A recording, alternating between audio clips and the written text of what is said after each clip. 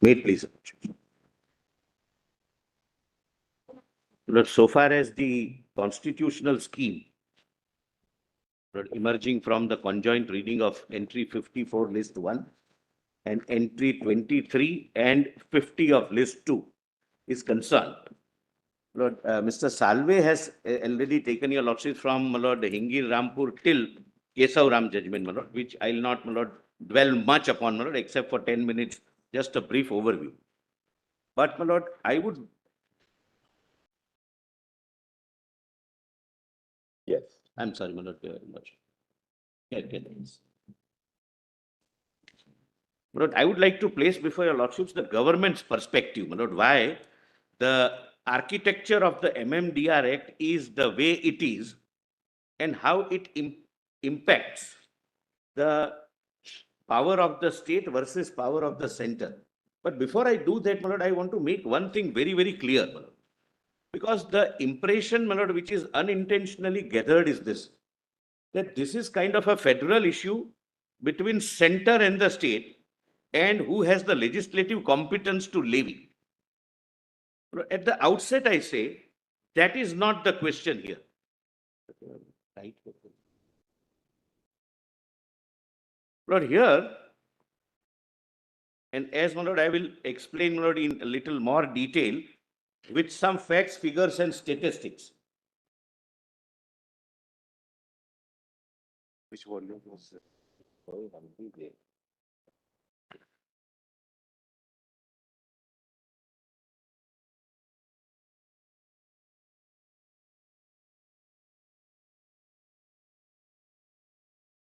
Yes. Lord, the way, my lord, MMDRA works, and it is intended to work as a limitation, is this, my lord. It is not a fact in dispute that the mineral rights and the ownership of mineral waste with the states, and therefore every penny of royalty goes to the state government.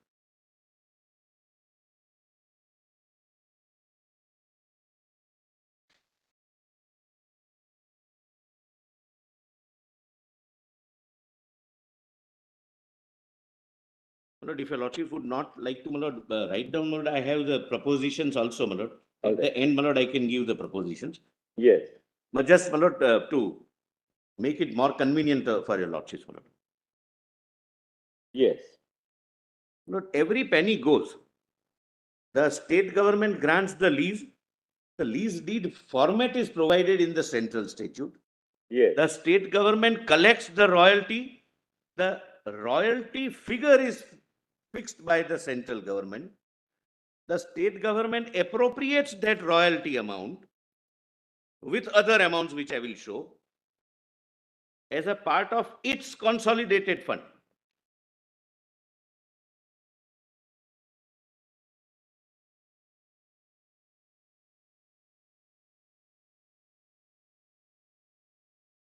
Yes.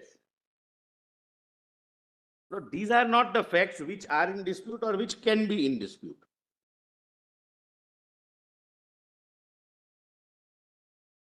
Yes. Now, my lord, why the center discharges the function of only fixing the rate of royalty qua each mineral? There are several factors, my lord, which I will show, but broadly, to ensure uniformity in the price structure throughout the country,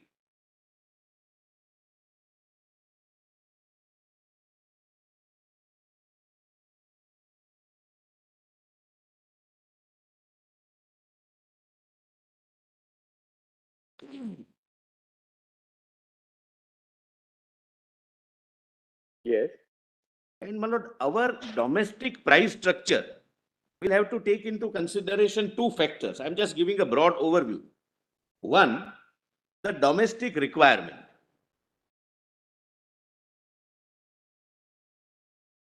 Which can only be decided at the central level.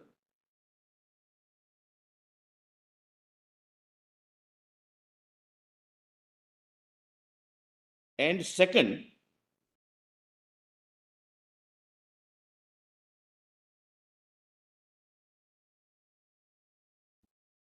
since the royalty has a direct nexus with the price of each mineral, we will have to be very, very careful and conscious about the global market qua that mineral. If that mineral is cheaper somewhere else, people would start importing Indian domestic users and vice versa. So it directly impacts the import export. I may not go into the details.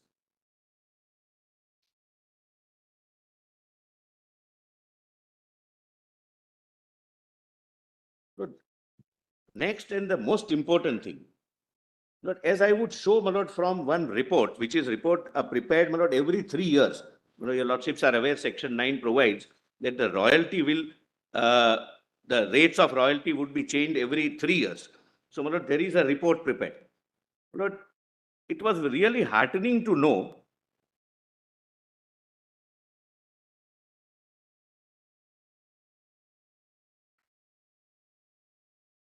Yes.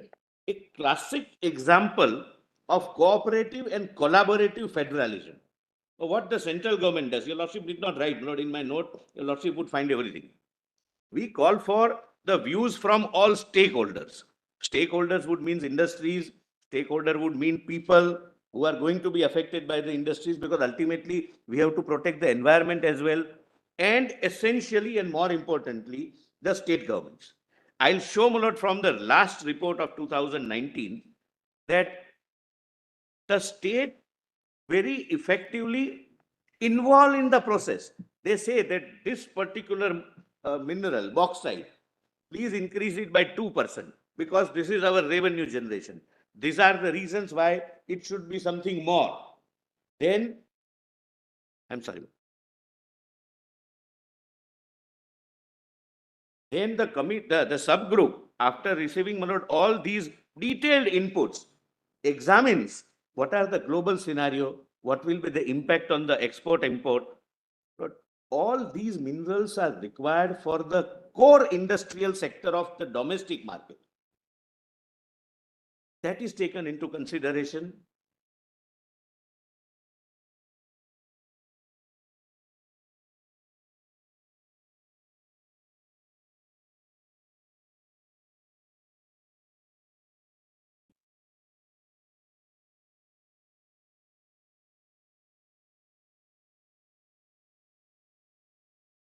The core industrial sector is the heartbeat of any economy. So that is considered, and I will show that to your lordships. And thereafter, with reasons why the state's request is either accepted or not accepted, a price is fixed qua each mineral, and thereafter the central government is out of it. Now you collect, you appropriate, you do whatever welfare activities you want to do in your state.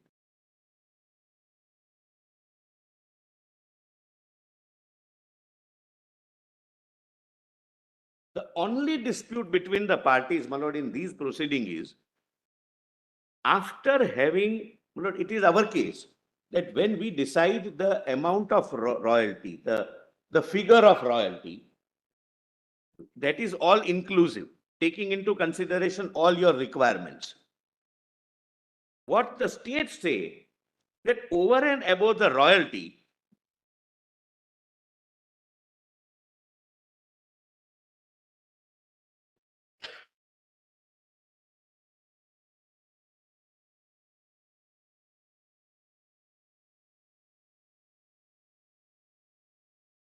we can independently levy certain amount under various names.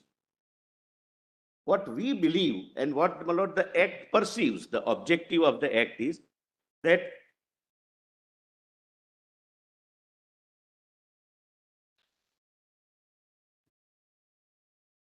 and, my lord, whatever I am saying, my lord, I'll be able to make good from, my lord, the record.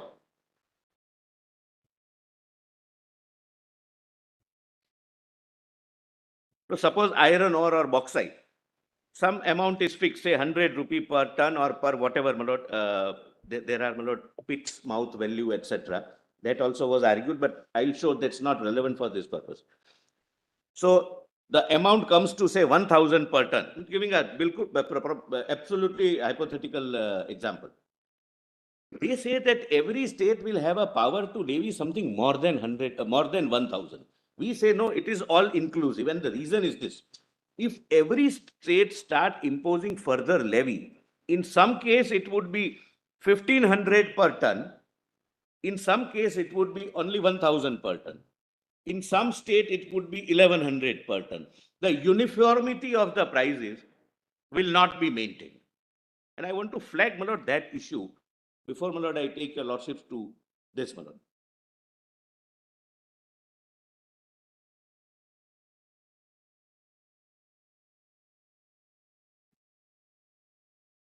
Mr. Solicitor, as you are formulating your thoughts, and you have given the example of bauxite, and you say that this rate that is determined, and you said that this is done after elaborate consultation with the stakeholders, including state. And then you say the state is trying to extract over and above the all-inclusive price which you are suggesting to us. Correct. Now, taking a cue from the example of bauxite, have you not boxed in the state so far as exercise of their power under 50, entry 50 list 2? I could not understand the last. You see, I've said that we have boxed in Everything. everything. So, where does the state have the power to exercise under entry 50, their power of tax? That's my lord, respectful submission that the entire architecture of MMRDA, under which this box price inclusive of everything is fixed, is a limitation on the state's legislative power under 50. But it's totally denuded, you see. State's That's power. my respectful submission. No, correct. But otherwise, I'll just give an example, my lord, my lord, why this creates a problem. Why should the, I mean, just asking, of course, you are just on the starting point. Yes, my lord. Why should the act, the statute, not say that this is what the tax that the union is charging, and to this extent the power is denuded or something to that effect? Why are we asked to read this by inference? My lord, legal submission would be different, my lord. We also have the situation of, I mean, I was just discussing Article 265. By merely fixing the role. That's one which will be forthcoming. It is there, my lord. It is there, my lord. It's invalid text, my lord. Invalid, it would be unconstitutional. But I'll be able to show that there is an inbuilt statutory mechanism which says that this amount and nothing more. Otherwise, my lord, what happens? Just give, of course, example would not, my lord, be the basis for your lordships to decide. But I'm just giving an example, the rationale, why, my lord, this is under the central control, the fixation. Lord, suppose there are two states, A and B. A has, my lord, an electricity generation station of a huge capacity. They are using coal as a raw material. B has raw material mines, my lord, namely the coal mines. They say that over and above 1,000 rupee, which is the royalty fixed by the central government, I'll give examples. In many states, India segments, other SAS, education SAS, different nomenclature, was 300% royalty, 500% royalty, etc., etc. So that state A having the electricity generation plant will have to either pay more from state B, because every state has a different price structures. But Mr. Solicitor, that is implicit in a federal scheme. You see, therefore, unless you say that, look, when you fix, as you call it, an all-inclusive royalty, that royalty includes all taxes also that can be levied by the state. You have to go as far as to establish that. Correct, Manoj. That the fixation of royalty is itself inclusive of all taxes, state and taxes. nothing more. That's one. Second, your argument that, well, it's desirable that there should be uniformity of the price of minerals. It may be a desirable argument. It may be a desirable matter as a matter of policy. Question is whether this will impinge upon the federal distribution of power under the Constitution. Now, take another case. Look at, there's several taxes the states can levy under the state list. My lords. I'll just give you two examples. Entry 53 of list 2, taxes on the consumption or sale of electricity. Right? Now, in various industries, electricity is not just a medium, but it's a raw material. For instance, in the production of steel, iron and steel industry, electricity itself is a raw material. Yeah. You know, It's part now of the price structure also. right. And now the Constitution contemplates that each individual state can levy a tax on the consumption and sale of electricity. Now, different states levying taxes at a different rate on the consumption and sale of electricity will meet with the same argument that you are urging, that in Maharashtra may impose it at a different rate, Karnataka may do it at a different rate, a solar plant in Rajasthan may do it at a different rate. But that's part of the federal scheme. Or take entry 54, Right. taxes on sale of petroleum crude, high-speed diesel. High-speed diesel is crucial for industry, motor spirit, natural gas.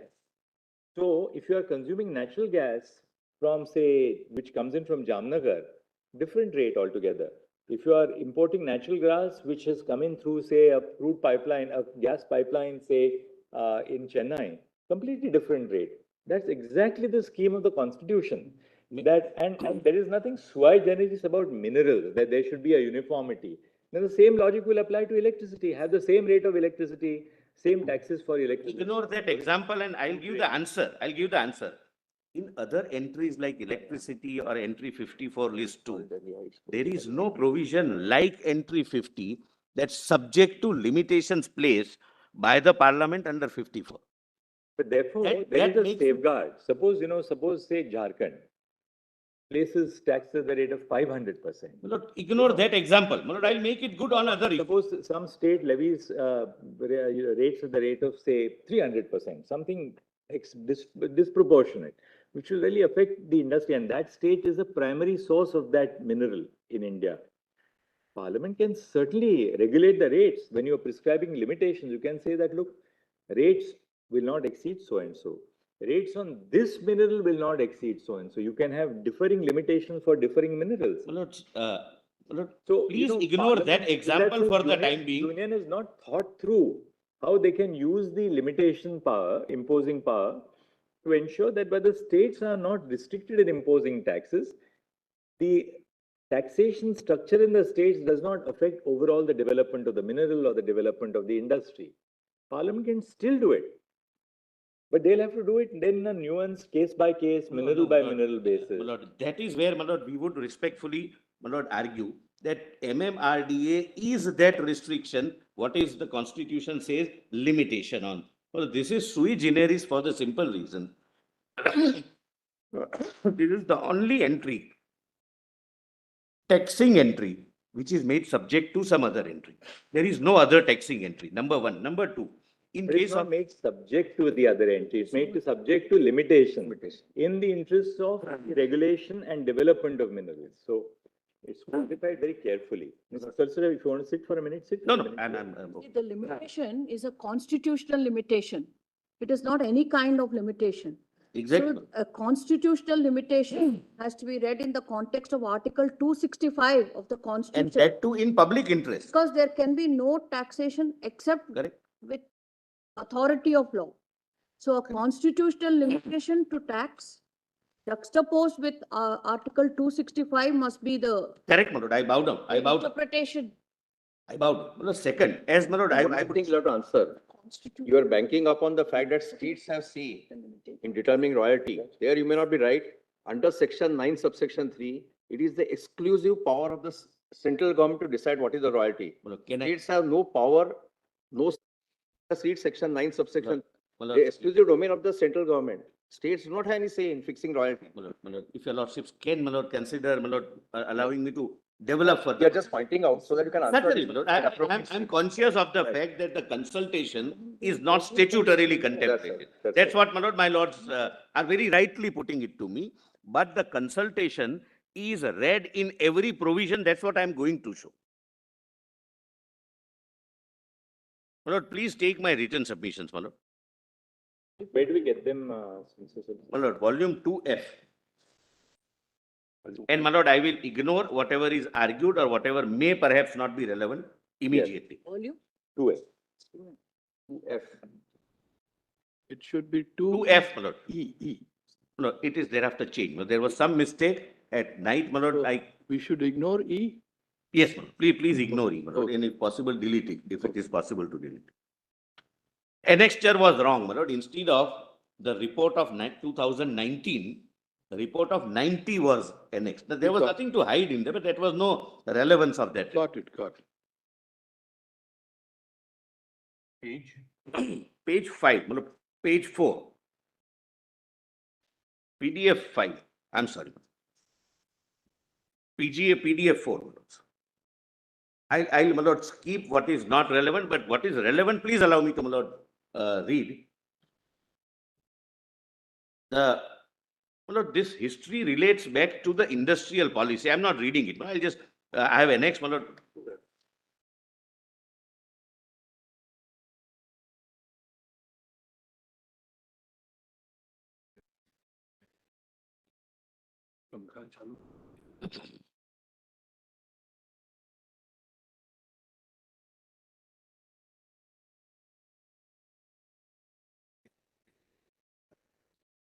Lord, Lord, historically, Lord, immediately, not immediately, but sometime after independence, Lord, we declared our industrial policy, Lord. First was 48 and thereafter 56. I have annexed it for your lordship's reference and record, but I'm not going to read it. Lord, the intention to place this is this, Lord, that the nation for the first time decided how our industrial growth will take place, what would be the roadmap. And there, they divided certain sectors in Schedule A, Schedule B, Schedule C, and Schedule D, where core minerals were placed in Schedule A because they are directly or indirectly responsible for industrial growth of other industries. That's the purpose. Lord, please come to, my lord, PDF 6, my lord, para 4, PDF 5, my lord, I'm sorry. PDF 5, para 4. I'm sorry. Okay, this is wrong. I'm sorry. My lord, PDF 6, my lord, I am, as usual, my lord, behind the rest. Para 4, my lord. The Industrial Policy Resolution 1956 put major minerals such as coal, lignite, mineral oils, iron ore, copper, zinc, atomic minerals, etc. in Schedule A, which was reserved exclusively for public sector, and minor minerals in Schedule B, which the private sector was allowed to participate in mining activities. Your lordships can, my lord, thereafter come to page 5, para 5. The minerals available in the nation are naturally finite and are perhaps the most valuable resource for the development of the country. Minerals are the vital raw material for the core sectors of the economy. The exploration, extraction, and management of minerals have to be guided by national goals and perspectives to be integrated into an overall strategy of country's economic development. The endeavor shall be to promote domestic industry and reduce import dependency, which make domestic industry resilient and self-sustainable. Well, this is the difference. In other cases like electricity, etc., we don't have to see the global market. There can be, my lord. And please, my lord, for the time being, my lord, allow me to say, please don't treat this as a federal issue. There is no state versus center.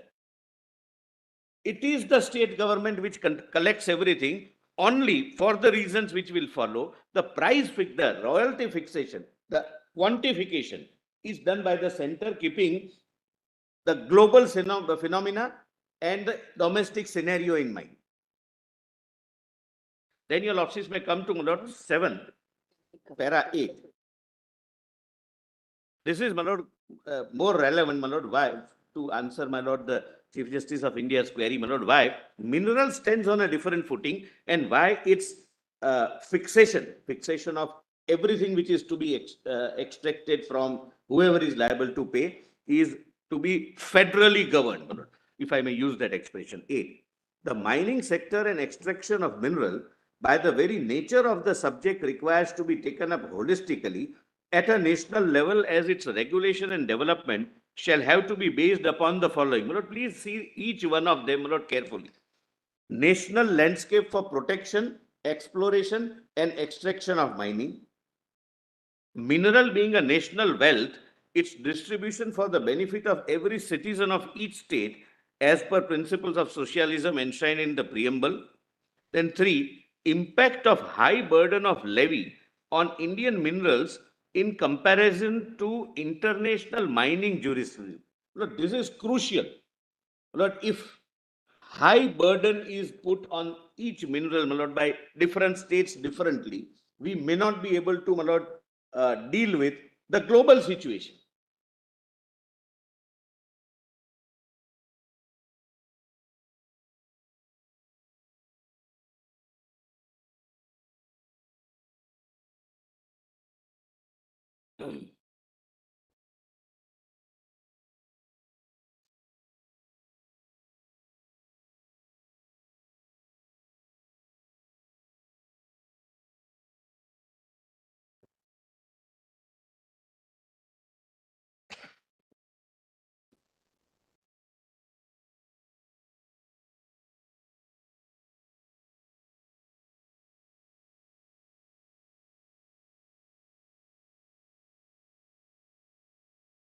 Lord, 5, my lord, 4 is really, my lord, crucial, according to me. I'm sorry.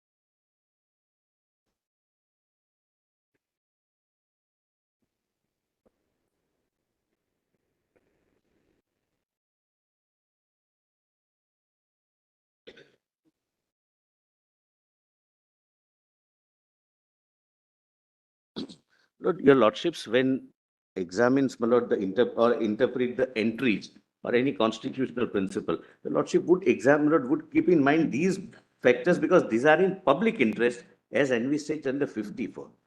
But let me, my lord, proceed, my lord, rather than, my lord, para 4. My lord, Parliament can always say, by prescribing limitations, apropos your submission, we understand the policy issue in the submission, but Parliament can always say that, look, the carrying cost of this particular mineral should not exceed a certain amount. So then you can indirectly ensure that the Lord, that tax is said, structure my lord, also if your doesn't lordship- go out of hand. Lord, that is said. That is said, I want to show that. If your lordships can, my lord, just bear with me for some time. I'm just giving the justification for it. And, my lord, this is my answer that the architecture itself is a limitation. Please see, my lord, 4. And this is, my lord, really crucial for the nation. Dependence of, and for the time being, your lordships may, my lord, consider, put, my lord, these 2 entries on the side. Just examine, my lord, the bare situation, my lord, which the country is dealing with. And thereafter, I'll come to 2 entries and how the law has taken care of. Dependence of imports for certain minerals and regulation of exports of domestic minerals, use of which is needed for the core domestic industries. Now, please note this, my lord. The import and export is mostly based upon the comparative price fixation in domestic as well as global market. And such price fixation shall depend upon the levy of royalty and others imposed on each mineral in India. Lord, meaning thereby, if we overtax a particular mineral, my lord, suppose some mineral is, my lord, available only in 2 states, it is overtaxed. then the domestic industry in rest of the India would go for importing the cheaper mineral from the other countries. This has a direct national impact. Then 5, the national concern about growth of mineral sector at a national level so as to ensure that share of mineral industry contributes in the country's GDP. But when we say that we have a law for regulation and development of mines and minerals, we also mean that we want it to regulate and develop in such a fashion that it contributes to the GDP as a sector, not state-wise. Then 6, the fixation of consolidated amount like royalty, etc., at a national level for each mineral will ensure availability of domestic mineral at a reasonable price as compared to international prices. Separate levy regime by mineral-rich states results into disparity and high cost of domestic production, leading to closure of mines, necessitating import of cheaper mineral from global market. Fixation of the total levy on minerals in such a manner that not only the concern of all mineral rich, but the concerns of mineral deficient states are also taken care of, because the industries would be situated, core industries, which are using these minerals in other non-mineral states. So they get one particular mineral at one particular price and they don't start importing, or if some state decreases the royalty, they can even start exporting. But I can face the contention that you remove you stop the export. But MMRDA is a one-time solution. That no, we will fix everything. So there is no difficulty in domestic production, domestic pricing vis-a-vis global pricing. Then Just- 9. Just as you're fixing the rate of royalty, is it not possible, as the learned Chief Justice said, to have a ceiling or fix a rate of tax? That The is- power to tax is with the states. That is there. But you can have a rate of tax or a ceiling on the tax to have uniformity Right. with regard to taxes also. Lord, constitutionally, it's going to be my submission that under entry 50, it says tax on mines and minerals subject to limitations imposed. This is the only entry where taxing power is denuded by the central law for mines and minerals if it is in public interest. My lord, the judicial inquiry would be, while examining entry 50, whether this is a tax by the state. Yes. Whether there is a law made by Parliament under entry 54 list 1 for regulation and development of minerals, and I'll show all this comes within development and regulation of minerals. And third, whether that law of Parliament is contrary to federal structure or is in public interest. I am showing not public interest right now. Now, 8, Manoj. To bring in uniformity in the structure of regulation and development of minerals and other aspects so as to make it an investor-friendly regime, incentivizing more investment in that mineral sector while balancing environmental concern as a holistic national level. The development of mineral industry needs uniformity at a national level, failing which fragmented state-wise levy will adversely impact the development of minerals and systemic utilization of minerals in larger public interest. The moment there is an act under entry 54 regulating and providing for development of minerals, that puts a limitation on the taxing power, apart from the specific limitation which I'll show. But my first respectful submission is that the architecture of the MMDRA, the rules framed thereunder, and the statutory formats in K, specimen K, not specimen, form K, Mr. Salve read one part of it, but I will read the other part of it, which specifically says that you are being given lease. And what is lease? Mineral is a national resource. It's owned by the people. Government is only a custodian, a trustee. In 5-judge bench, your lordships have accepted this principle in regarding natural resources, etc. What we are giving, by way of a lease, we means the state, right to extract, sell and appropriate the sale proceeds of something which is a national resource. In consideration of that, what is paid is royalty. And my lord, the way, my lord, Form K is, my lord, couched, says that this, and nothing else. Royalty, rent, dead rent, and rent, nothing else. That's, my lord, the statutory contract one enters into when one takes the privilege of sharing the national wealth and appropriating it, my lord, for commercial use, which is also necessary, my lord. I am not opposing, my lord, that concept.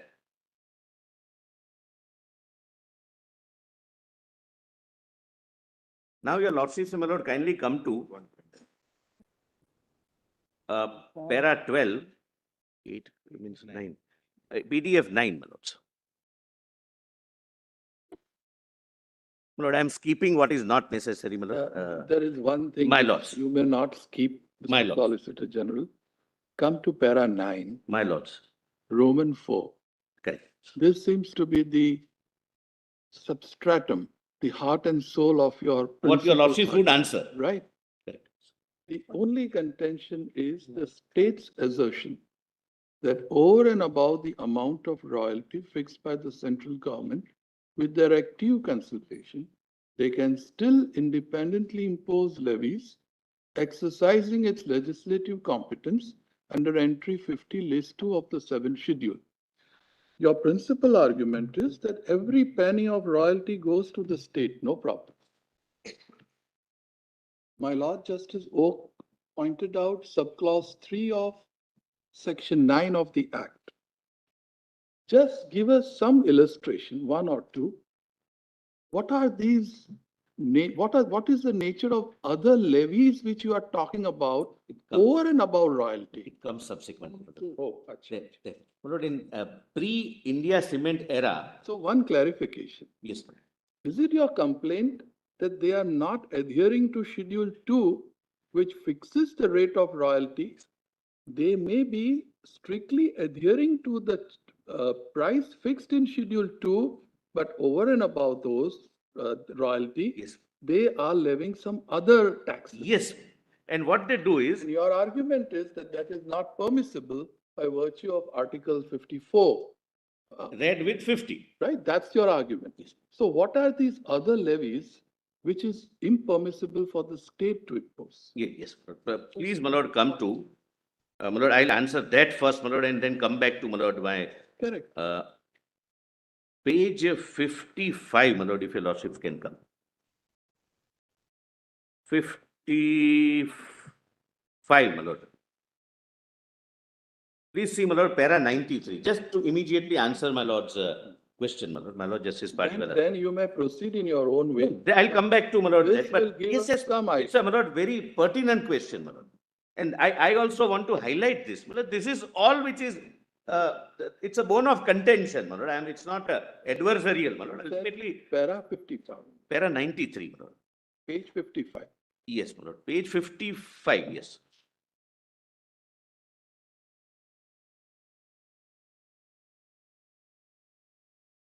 Para 93, my lord, your lordships get, your ladyship gets. Got it. Yes, I'll read. My lord, your ladyship gets. Yes, sir. Yes, sir. 55. It is submitted that a decision permitting state to impose taxes on mineral rights would inevitably lead to a return to the scenario prevalent prior to India cement judgment. This would be contrary to public interest, etc. 94. To get a sense of the scenario prior to India cement, one may refer to the rates of cess or tax imposed by states at that time as derived from the report of the study group on revision of rates of, this is the source, published in March 90. The rates imposed were this, my lord. For example, the first state, cess at 25% of royalty. Yes. Then cess at 37% of royalty. So it's a royalty plus the cess at 25%, which according to you is objectionable and not permissible. Yes, and my lord, please see further. Mineral rights tax on coal at 300% of royalty. Well, today I can show after KESORAM, it's 500% in one state. I don't want to go into state versus center. Then mineral rights tax on other minerals, 100% of royalty. Then please see the next state. Cess on iron ore at 300% of royalty. Then cess on limestone and pyrites at 200% of royalty. Cess on bauxite, china clay, dolomite and fire clay at 133.33% of royalty. Therefore, Mr. Solicitor, now you have given us the building blocks of your argument by suggesting that, look, if the states are left untrammeled to impose taxes, what would be the impact? States will start imposing radically disproportionate taxes, variant taxes, so on. We've got that point. I think the heart of your matter really is, how do you read the MMDR Act? And you may be right, you can demonstrate that to us, because that's really the crux of the matter. How do you read the MMDR Act as imposing a limitation on the state power to tax under entry 54? I get the that's Right? the heart of the matter. As, So you just spell out now those provisions of the MMDR Act which can be construed as limitations on the state power to tax, because that they also concede that the entry of the states, entry providing for taxes on mineral rights, is subject to the union power to impose limitations. Now the question is whether you have in fact as Parliament imposed the limitations, and which are those limitations. So you can spell out to us, and that really is the core of the matter. May I come to that answer, my lord, a little later, my lord, 10 minutes later. Right. Before that, I want your lordships, my lord, to see how, my lord, section 9 is understood and how that consultative process has taken place. My lord, it would be necessary, my lord, before your Which page of the submission? My lord, it's how, my lord, section 9 has worked so far. And my lord, I would also, my lord, why I'm not immediately answering this question. My lord, when MMRDA was enacted, there are parliamentary debates that we want to denuate the states from putting any other thing, any other levy. Therefore, my lord, there is some chronology, my lord, which I have conceived. Your lordships can take it from me. There are two types, my lord, as I have earlier also said, that's person who have something to say and person who has to say something. Lord, I would fall in first category. Lord, your lordships can rest assured. Lord, there is something new which, Lord, from the state's perspective, your lordships, Lord, sitting in this combination must know. That's all. Yes. Is it your argument that section 9 is exhaustive of all the levies which a state can Yes. impose Yes. on the right to mining? Section 9 read with section 13, the rule making power, read with rule 31, read with, my lord, annexure F, the format. And that I will, my lord, connect. But before that, my lord, some history may be necessary, for some facts may be necessary.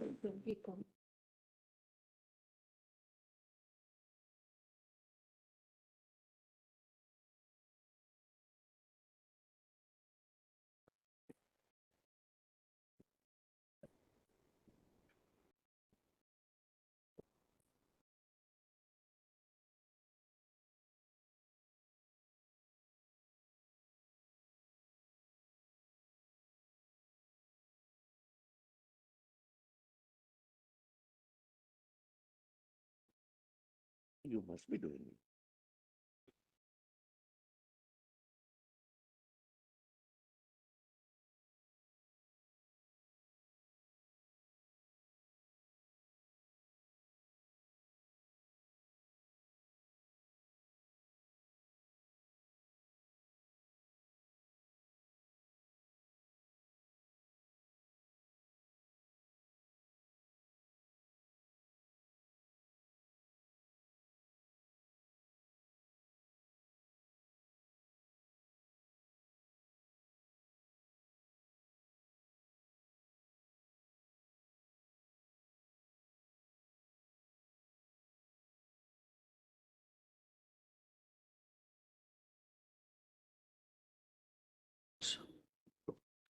Lord, please come to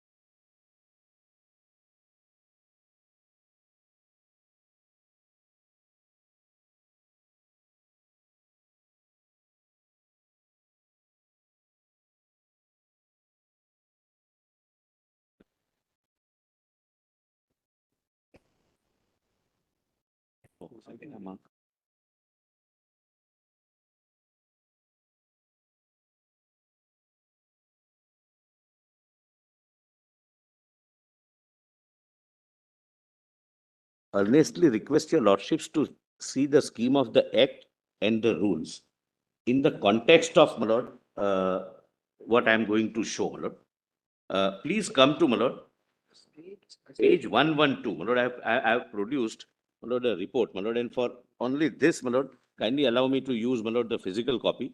There was some confusion at night, my lord, when I read. Some other report was annexed. Therefore, my lord, I have, my underlining is in the physical copy. My lord, I'll revert back to the digital copy, my lord. It's 113, my lords. And in this context, after this, my lord, showing this, I'll immediately come to the scheme. Group for revision of rates. Yes, my lord. Immediately, my lord, I'll come to the scheme. This is, my lord, a report of the study group for revision of rates. Please mark this, my lord. This exercise happens every 3 years, as per section 9(3).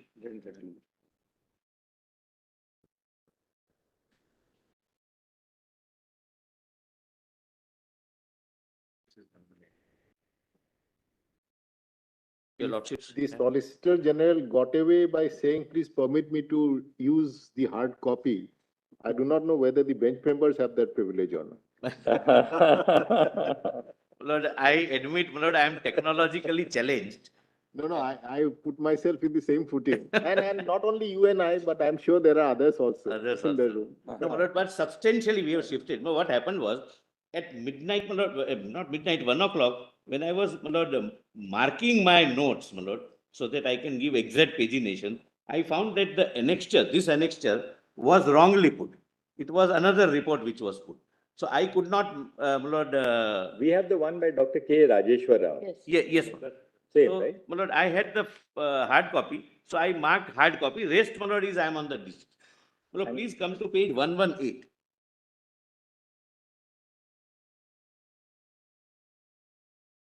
How, my lord, this is holistically and at a federal level considered. And, my lord, your lordships may note, this exercise has taken place every 3 years after the act was passed.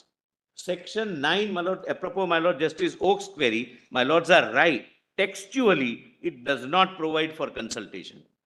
But I must point out, when this act was enacted, some states in the parliament said that provide for a consultation, which was opposed by the government of the day, and consultation was not placed as a statutory provision. But it has always been read, and look at the level of consultation, which will give, my lord, I am not showing it for nothing, which will give the honorable bench, my lord, the idea why national level fixation of one price and what are the considerations which are going into it, which can never be done if it is fragmented state-wise imposition. That's the purpose of showing this. Please see, my lord, 118, the first para.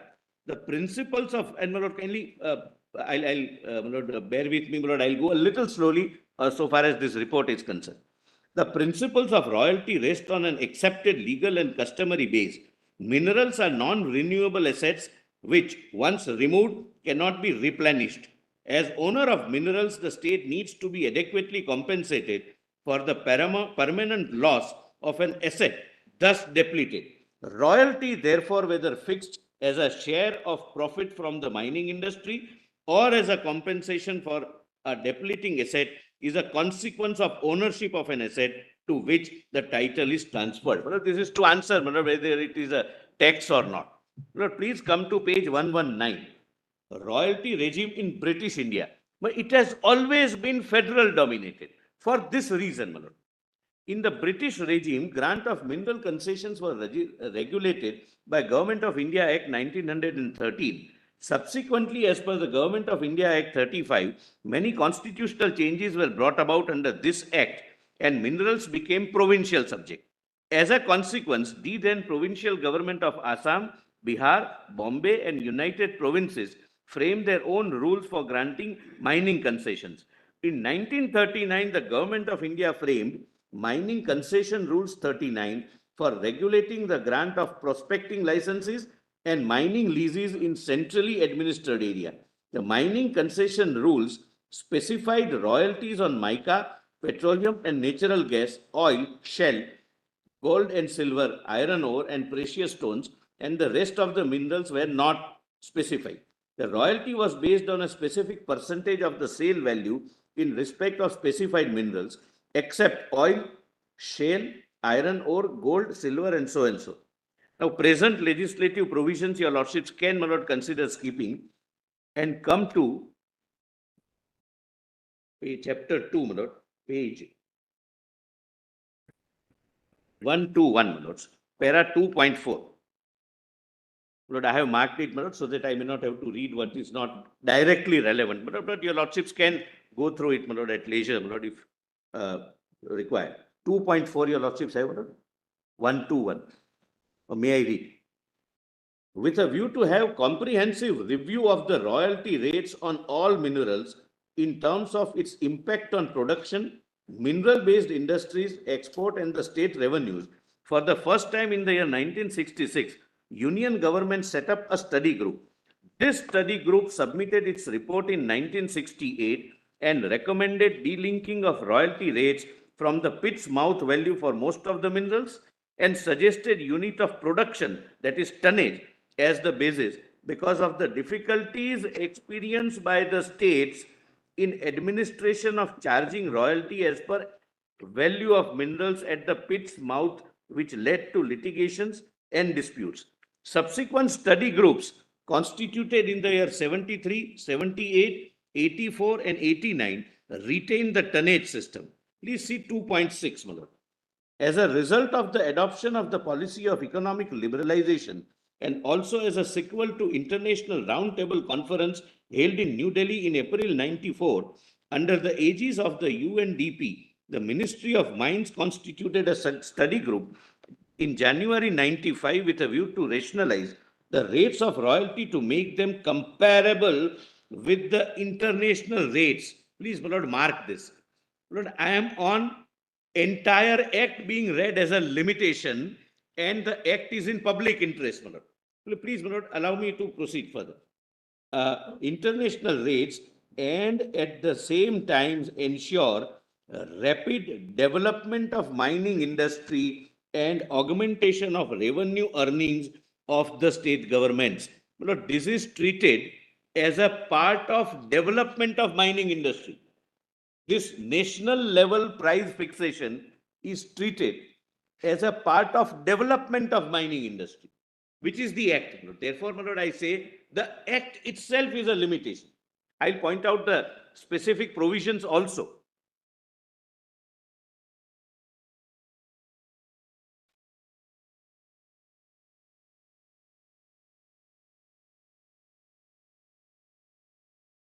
And it also says that we want to augment the revenue of the states. So therefore, my lord, at the cost of repetition, I'm saying this is not a federal issue.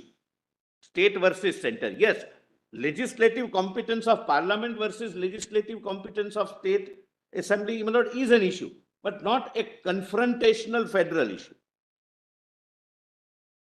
My lord, then 2.9. My lord, ultimately, I'll, my lord, show that entire act occupies the field as a limitation to entry 50 list 2.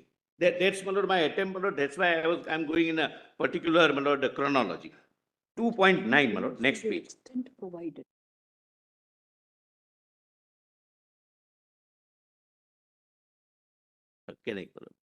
Consequent to the notification of royalty rates in 2004, a high-level committee was set up under the chairmanship of Sri So-and-so, member planning commission to review the national mineral policy and recommend possible amendments in the MMDRA. The recommendations of the HLC in respect of royalty were as under. Please see only D and E. A lowering of rates to be considered only for such mineral for which there is evidence to show that the royalty rates are inhibiting mining operations and mineral production is registering a downward trend. They have studied and, my lord, recommended this, and these recommendations are the foundation for subsequent, my lord, fixation of royalties. The royalty rates of base metals, noble metals, and precious stones in which the country is grossly deficient needs to be low to encourage exploration for these minerals. But this also cannot be done fragmented way by the respective state governments, and the act, my lord, as I will show the architecture, acts as a limitation on any other taxing power. Then your lordships may, my lord, kindly turn the page and just 3 lines above para 2.11, PDF 124, 4 line, my lord. This schedule to the Mines and Mineral Development Act on an escalating scale, taking into consideration measures for effective deterrence against the mines, both the recommendations of this study group, the revised rates of the royalty, etc. Then 2.11. The period between 2007-11 witnessed significant development in the Indian mining sector, mineral sector. Based on the recommendations of HODA committee, Government of India in consultation with state governments replaced the national mineral policy with new national mineral policy on 13th March 2008. The national mineral policy provides for a change in the role of the central government and the state governments, particularly in relation to incentivizing the private sector investment in exploration and mining and ensuring level playing field and transparency in the grant of concession, etc. My lord. Now, please, my lord, turn the page over, my lord. Chapter 3.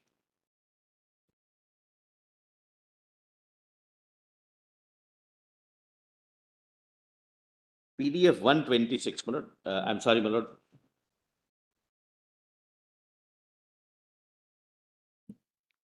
There, a global view is examined by the committee, and this is examined every time when there is a revision of royalty rates takes place.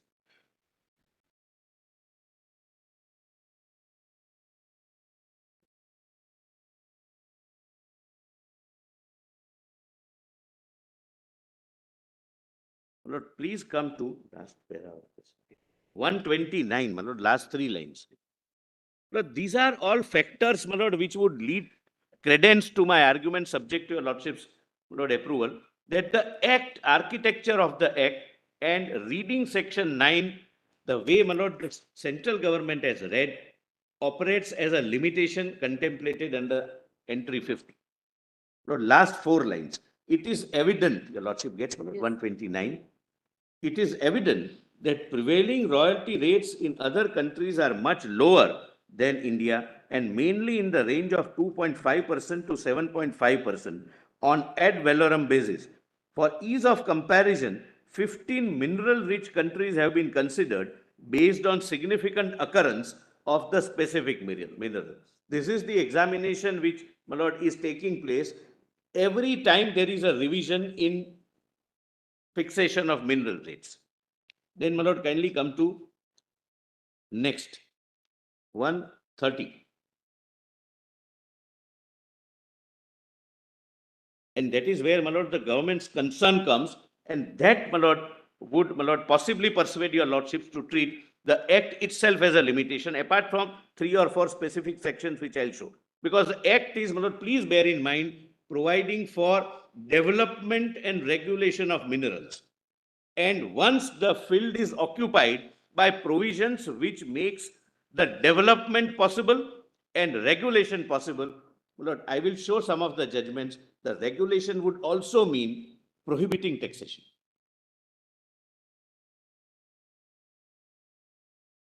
It could have been expressly provided under the Act, a prohibition on taxation, but that is not there. Lord, Can we imply I'll answer that question straight away.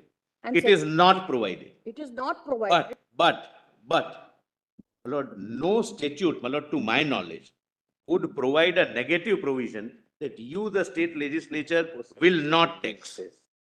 It occupies the field, and the resultant constitutional effect is your power of tax is taken away.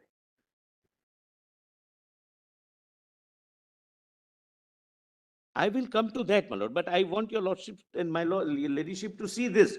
Then I'm coming to, my lord, I'm aware. Whatever is the extent after section 2 is the extent of limitation. Yes. That's your, I bow down. That is the correct position. It's not that it's controlled everything, my lord, under the universe. My lord, it says whatever is What is beyond what is provided is the question now. correct. My lord, to answer that question, I'll have to necessarily go through this chronology. Yes. Whether, my lord, it is entirely your lordship's discretion to accept it or not, but your lordship must have, my lord, the background in which, my lord, your lordships are examining the question, because this is a 9-judge combination, and, my lord, the law laid down will have huge impact, my lord, on the economy of the nation, import-export policy of the nation, and the domestic production industry of the nation, because these are all used in core manufacturing and other domestic industries. Lord, and therefore, my lord, this was the position even when the Constitution was framed. Therefore, only entry where taxing power is subject to some limitation. I know I have to answer limitation found where. I'll answer that. But please see, my lord. Section 9 has been, my lord, the consultation is read into it. Why, my lord, the state needs to impose any further levy for augmenting revenue? That is taken into consideration while fixing the royalty.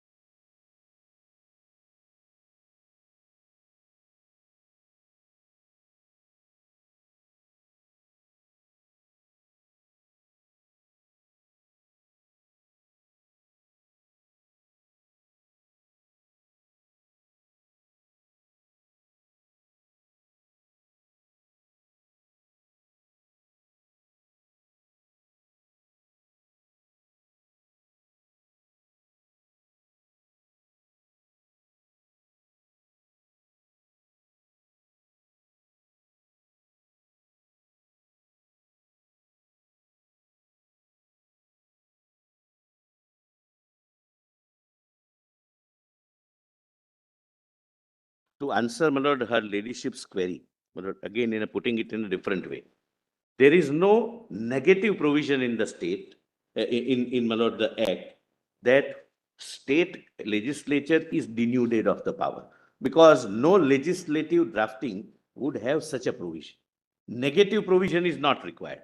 How, my lord, that negative provision is You ensured? are implied according to you. No. It's implied. Lord, by occupying the field. Lord, if I am sitting on the chair, Mr. Dr. Singhvi cannot sit on this chair by occupying the. We don't think that he will do that. No, the question is, Mr. Solicitor, we don't think that he will do that. He will even attempt to do that. So, my lord, I don't have to, my lord, say that no, Dr. Singhvi will not sit in this chair. I occupy the chair. But look, that's my answer. but the question is, what is beyond the chair? The chair is not exhaustive of everything. That's what There I'm. is something beyond the The- chair which Lord, is it not is, my lord. occupied. I'll show, my lord. My lord, when the fixation takes place, everything beyond the chair is also taken into consideration. It is, my lord, as my lord the Chief Justice said, it's a block. It's all inclusive. My lord, MMRDA is a complete code in itself.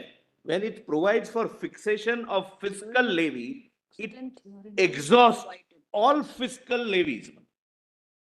That is my respectful submission. Lord, please come to, my lord, para 4.4. Lord, that is 131.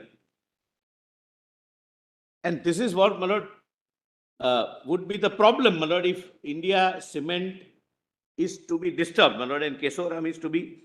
I'm not worried about India cement or KESORAM. I'm before a larger bench, my lord. Neither of the judgment binds. I'm sorry.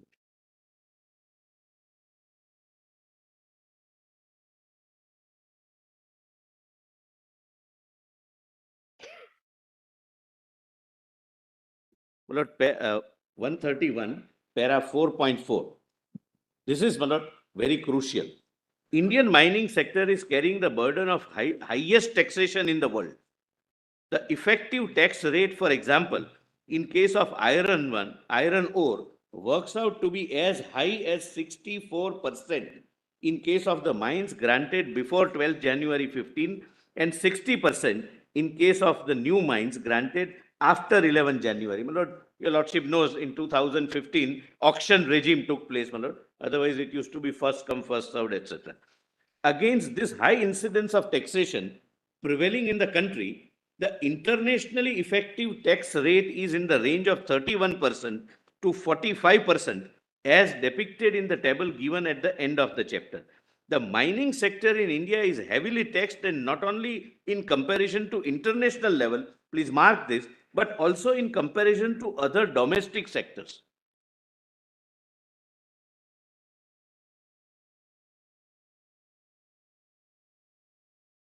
Yes. The taxation regime for mining in India affects all downstream industries and employment opportunities in the country, while fueling the already skewed balance of payment through additional import of minerals. Here, hence, there is a need to rationalize the taxation structure. They do not say royalty. They are rationalizing the taxation structure on minerals.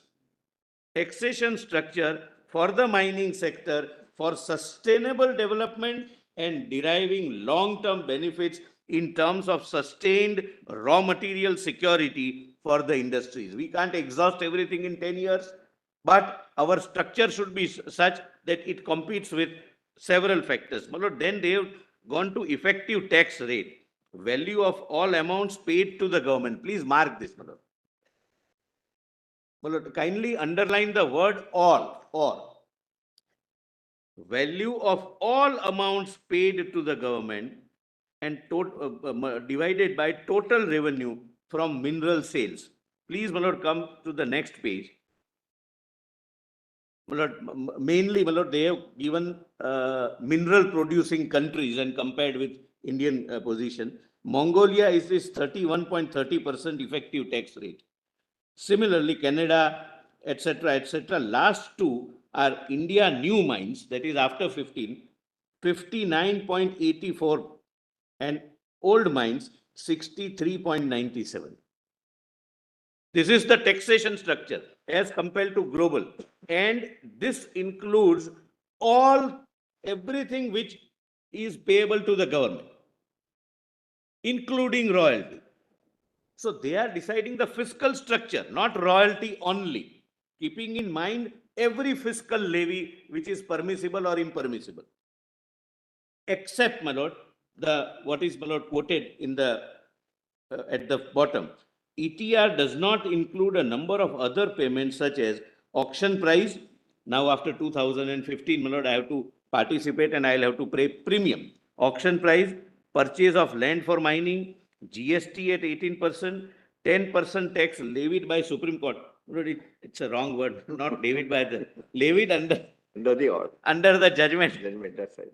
Levied under the judgment of the Supreme Court, levied by the Supreme Court in Goa and Karnataka, and FDT levied by Karnataka, as well as highest rate of royalty on iron ore in Odisha. Because they are imposing their own levies. Odisha and Karnataka are imposing their own levies. That is also considered. That is not considered still. Still, this is the high level of taxation. Net present value in case of survey in forest land, I am not going into details. Net present value is 4.38 lakhs to 10.43 lakhs per hectare, depending on density of forest at the time of grant of lease. Then compensatory afforestation, etc. Now, please come to the next page, my lord, where, my lord, the total fiscal payment is, my lord, decided. One of the main objectives of the study group as laid down in terms of reference is to review and suggest changes in the second schedule to the MMDRA. My lord, second schedule contains, my lord, the royalty. regarding the royalty rates, keeping in view the objective of mineral development, please see. This is an exercise in the interest of mineral development, which is a field occupied by the central now.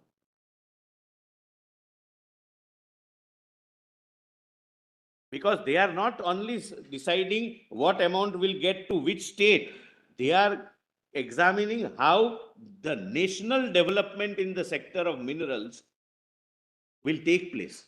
How would we regulate the mineral sector and mining sector in a fashion that it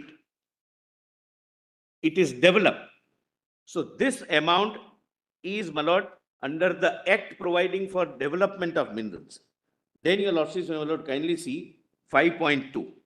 The study group had a series of meetings on so-and-so at Hyderabad for deliberating the methodology to be adopted, in-depth analysis of international and domestic demand-supply scenario, price trends of principal commodities, because they use raw material, my lord, minerals as raw materials, review of taxation and fiscal regime, please mark this, my lord, and fiscal regime, and engagement with all stakeholders to formulate the final recommendations of the study group. Well, this exercise is undertaken at the cost of repetition every 3 years or 4 years, whenever there is a revision in the fiscal regime.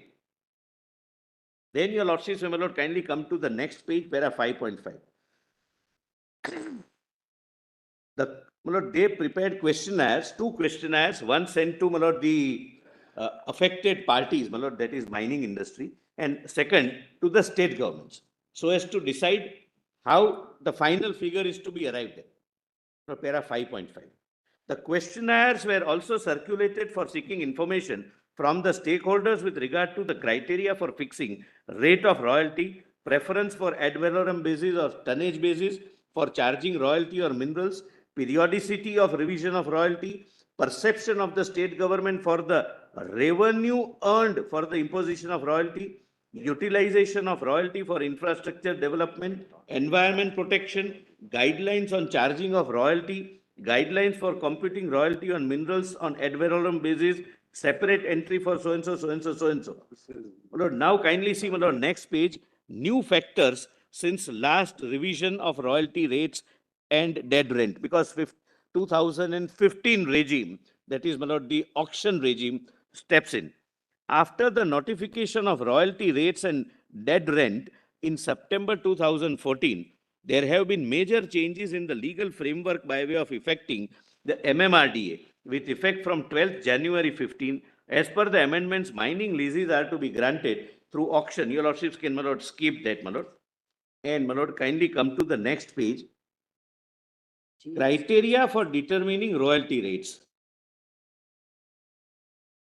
5.9. Your lordship gets 5.9. In determining the royalty rates for minerals, the study group assessed the following parameters: grant of concession through auction mechanism and imposition of contribution to DMF plus NEMT, leading to hefty revenue generated for the states. Lord, kindly pause here for a minute. Now there is a new insertion, that is 9C, under which, my lord, every mining operator will have to pay 30% of the royalty to the state, my lord, which is being used for the purpose of mining affected persons and environment, not, my lord, for general welfare of the people. And, my lord, this national is, my lord, minimal, but that comes to the center. Then impact of high burden of taxation, especially in comparison to international mining jurisdictions. Look, this can never be done at the state level in a fragmented way. It has to be at the federal level.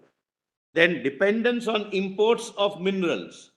Lord, sometimes what happens is, Lord, some mining leaseholders, they stop mining, which is required, my lord, for core industries as a raw material. So the country is dependent upon the import of the minerals. That is considered that we will have to fix the fiscal structure in such a way that import is minimum and we use the domestic production at the optimum. And my lord, the prices go high. Prices of the end product goes high. If we import the minerals to be used as a raw material, the end product in the core industry sector will go high. That is the concern, which can never be done at the state level. Then, my lord, sluggish growth of mineral sector and declining trends of its shares in country's GDP, trends in domestic production and export quantity and prices of mineral. No, there is, this is also considered that you are less incentivized to export your minerals and give it to your domestic users. Cost of mineral production, cost of transportation and handling charges, implication of revision of royalty rates on revenue realization of the state government and in the industry. Please see this, my lord. Unused stocks of low grade, etc. Your lordship can, my lord, skip. Next page, only two para, 5.12 and 5.13. One of the objectives of the study group is to devise a royalty regime which is effective, transparent, stable, and is attractive to the investors to invest in the mining sector, particularly for mineral like copper, gold, silver, and diamond. So they are using the word revenue, royalty, but they say that our attempt is to ensure that more and more investors come, and that results in development of mines and minerals. So that is the scheme, that is the architecture of the act. Then view of the stakeholders. The study group has tried to obtain the view of stakeholders, etc. My lord. Now, my lord, may kindly see, I'm just giving, my lord, an overview of how this, my lord, this exercise progressed. Please come to page 138. Now, my lord, they take one mineral.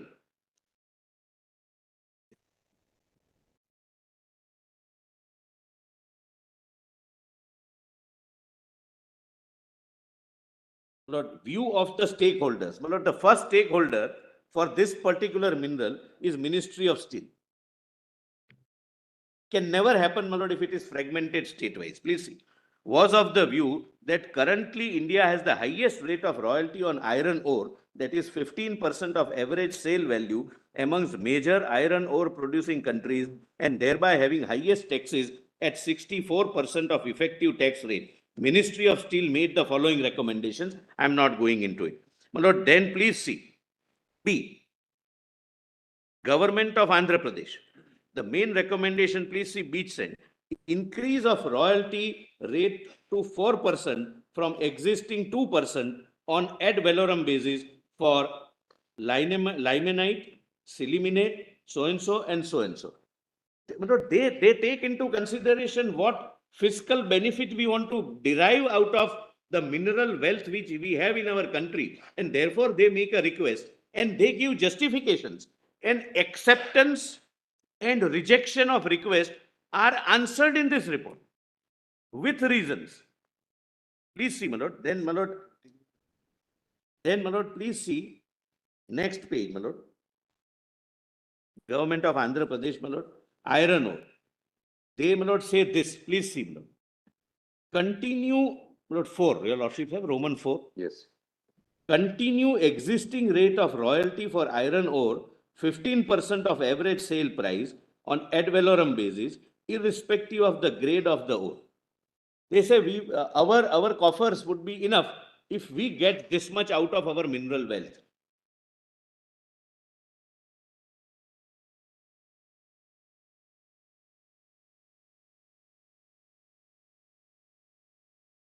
Then, my lord, they say that to introduce 2 new price slabs for the low grade iron ore, etc. I'm not reading individually. I'm saying that every state represents that you are deciding the fiscal receipt which my state will get. Please increase this, please bifurcate this, please decrease this, etc., etc. My lord, C is government of Chhattisgarh. I'm not reading. My lord, D is government of Gujarat. They have their own views. My lord, I'm not reading.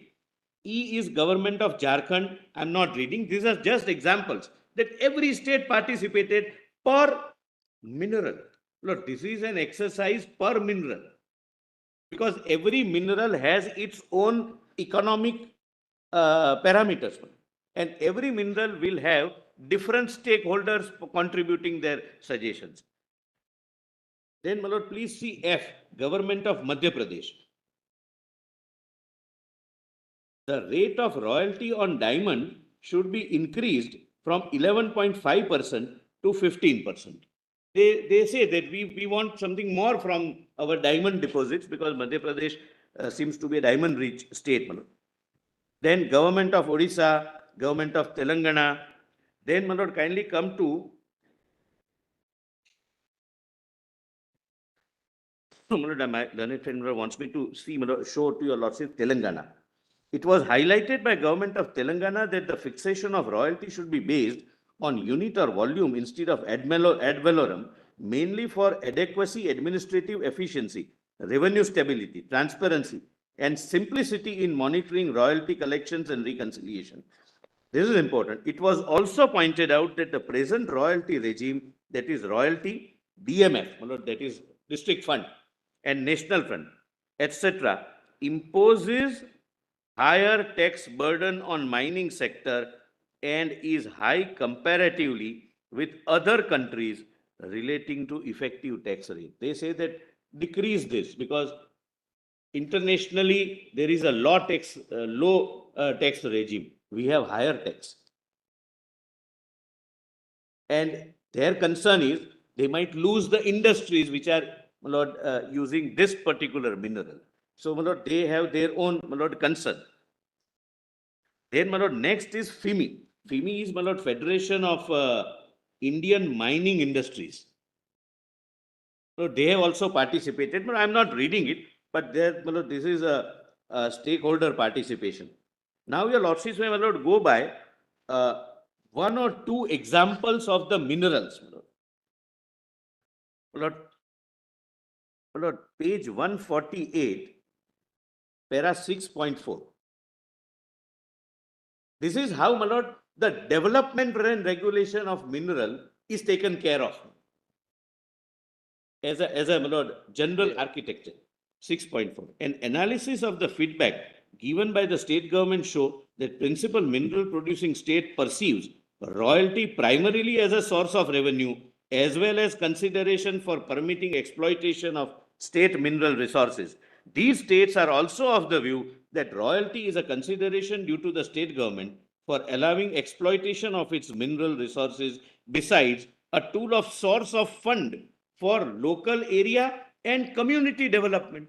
They say whatever figures we are suggesting is for our development. It goes in consolidated funds of India. It's not for growth of mining industry only. It's their revenue generation. It's like income tax by the central government. It goes in the consolidated fund of India. This goes in the consolidated fund of the state. Then, my lord, the state governments in general gave priority for increasing the revenue earnings from royalty as criteria for fixing the rates of royalty. Further, the states sought to consider optimum utilization of low-grade mineral resources, fiscal measures for attracting investment. Please.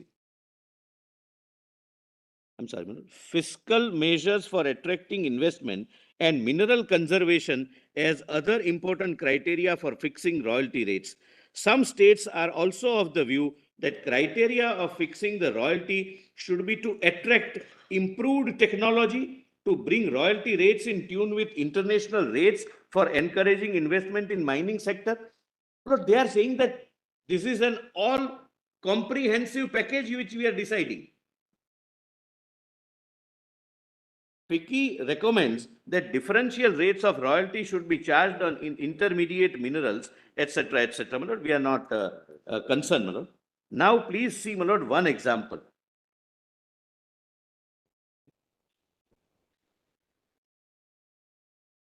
My lord, kindly come to, my lord, dead rent. And I'll again show, my lord, how this is a limitation. How this helps development and regulation. My lord, what is dead rent? Let us see conceptually, my lord, what is dead rent. Lord, I have a mine. I am not operating the mine for whatever reason. So I'll have to pay dead rent. That is the dead rent. Lord, why do we charge that as a concept? Lord, it's not merely, my lord, to incentivize the mine owner to continuously mine and produce minerals. There is one more important factor, and that important factor is this. Lord, your lordships are aware, my lord, the mineral resources of the country are limited. They will be depleted. And they are to be exploited in a phased manner. When I get the lease, I get the lease with a condition that I would extract minerals over a period of 10 years for sustainable development to ensure that simultaneously the ecology is not harmed, etc. Suppose I am greedy or for whatever reason, my lord, there are some market forces, the price of that mineral has shot up. Instead of 10 years, I deploy more manpower, more machinery, and more equipments and do everything, my lord. If I have to extract 5,000 tons, I do it in 3 years. I would be harming the environment, I would be harming the sustainable development, and therefore for 7 years, my dead rent would be so high that I am disincentivized to do in 3 years. This is development of mineral. Therefore, I say the entire act is a consolidated, self-contained code for every aspect of development and regulation of mineral. Lord, this. Number two, Lord, in the example which I have given, I'm sorry, sir. Yes. Another, Lord, why dead rent and how it is directly linked with the development and regulation of mineral. Every section has, Lord, this theme. Lord, suppose I do something in 3 years which I am supposed to do in 10 years, it would directly impact the price structures. Therefore, a provision for dead rent. Lord, each and every provision has, Lord, ultimate goal of development and regulation, but I am showing this to show that every state also comes before the government saying that this is the all-in-all package for my fiscal benefit, and this is how you decide the package. Lord,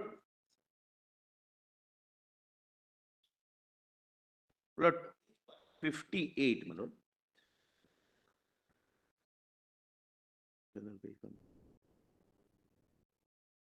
Just, my lord, giving an example, how, my lord, now, my lord, this exercise is undertaken per mineral. This is not a general exercise. Per mineral, stakeholders are asked, stakeholders give their details, their desires.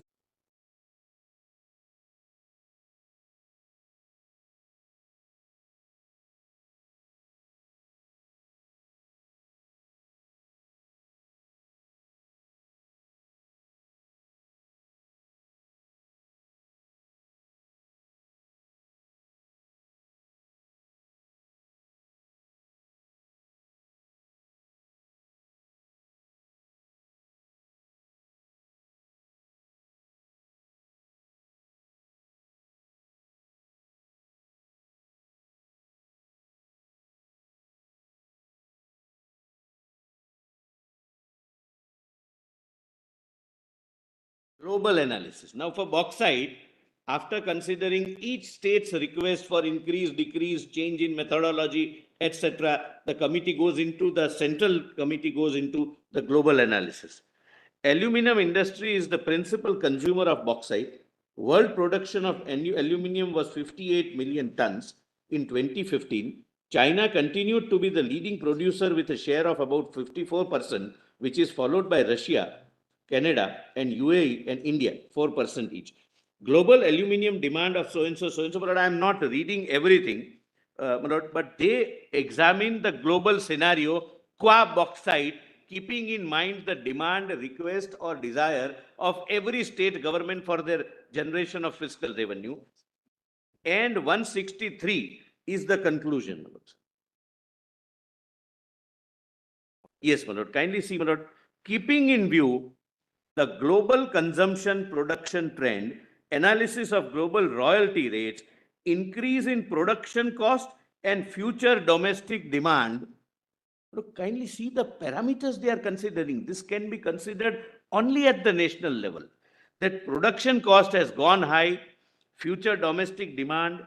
The study group recommends that royalty rate for metallurgical grade bauxite be reduced to 0.45% of LME prices so that net impact including DMF and NMET remains same as 6.60%. Please mark net impact, including two statutory levies under the MMDR. I hope, my lord, I am able to, my lord, make myself clear. But these two, DMF is, my lord, fund created under 9C, and NMET is a fund created under 9D. So they say royalty, DMF, and any NMET, considering that the net impact is only 0.60%. And net impact would mean whatever you wanted is given or not given for a reason, but you cannot levy anything more. Constitutionally, I will answer how can we say that. But this is how the exercise takes place. It's not relevant. So just, my lord, by 194, my lord.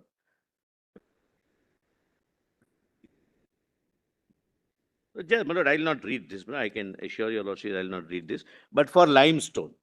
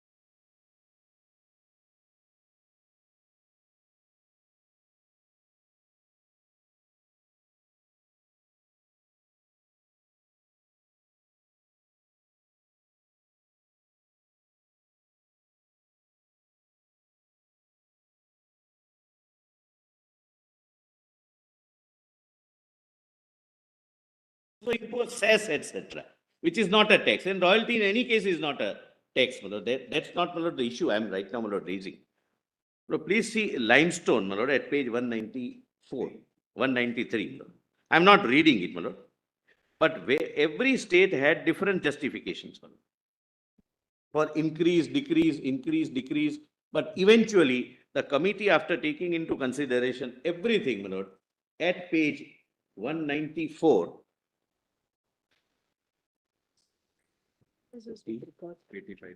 85, 194. And the manganese 80%, 83. Your lordship may see the bottom. Then I'm through. I'm done with this. After analysis of data on cement price for the last 3 years, impact of limestone as raw material cost, and its significance for infrastructural growth, the study group recommends to adjust royalty rate of LD grade limestone to rupees 70 from rupees 90 per ton, and other grade limestone to rupees 60 from 80 per ton, so that the impact of DMF and NMET gets cushioned and absorbed for auctioned mines only, meaning thereby only 3 levies are being contemplated. The reason is this, my lord.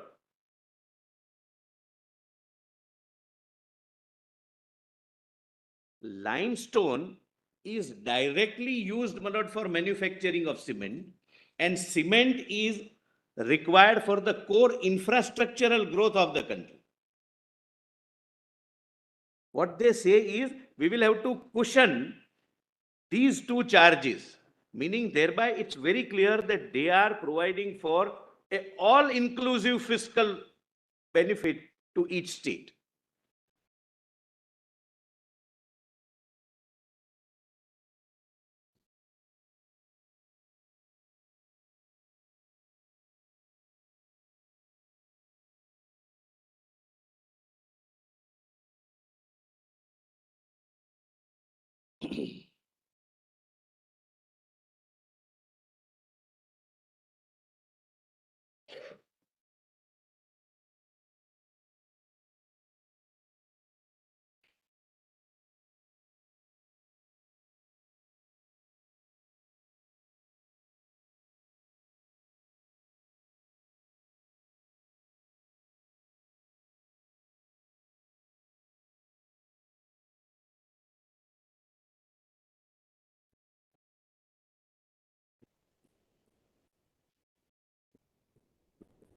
Are the states told by the study group at any point that, look, in lieu of your taxing revenue, what is it that you require by way of total revenues to be generated, so that we will take royalty, fixed royalty, take into account your overall loss of taxing revenues? Does that exercise happen? We find only that they have said, well, to cushion the payment of DMF and NMET, the reduction of rates of royalty in certain cases has been recommended. Because after the 2015 amendment, they have to pay to the National Mineral, the District Mineral Fund and the Exploration state, Trust. yes, district fund. Right, but is there anything here to indicate that the states are told that, well, what is it that your revenue generation requirements are? No, And not therefore, if when only we you- fix the royalty, we will take into account your loss of tax revenues. I get that.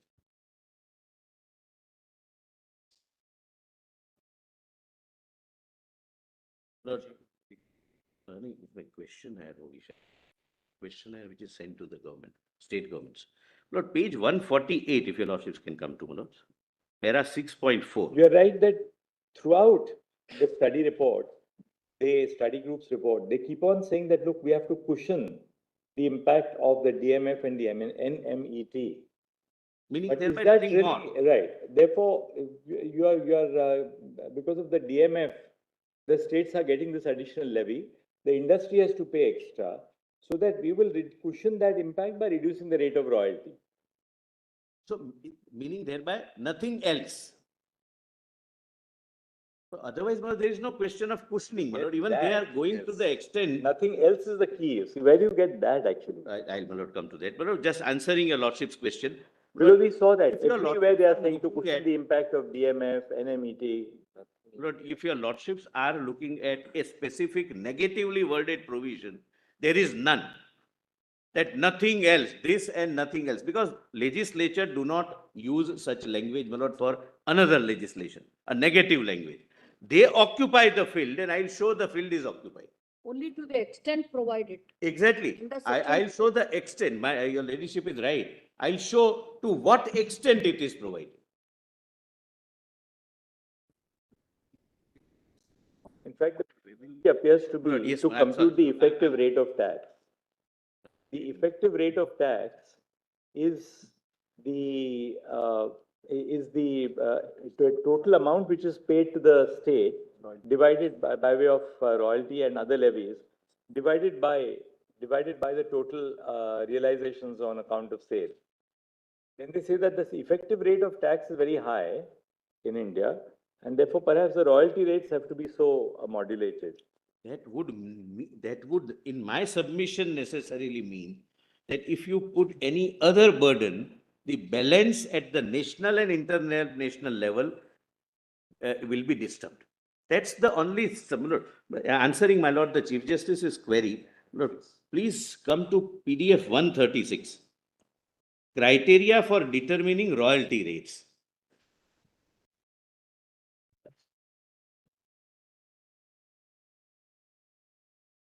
Your lordship gets it, madam?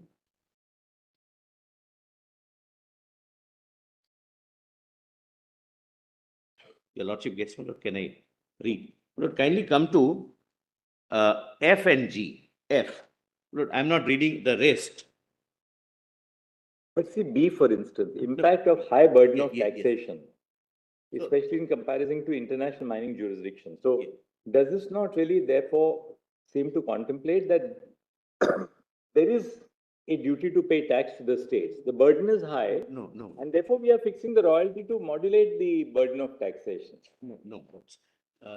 My lord, the impact of high burden of taxation would mean that as per the global phenomena, our fiscal regime, I'll, my lord, use a use a neutral word, that our fiscal regime has high taxation. But therefore, my lord, I had shown to your lordships what it includes and what it doesn't include.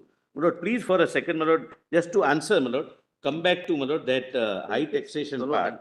Value of Mr. S.G. query of Means that there is. Honorable Chief Justice was yes.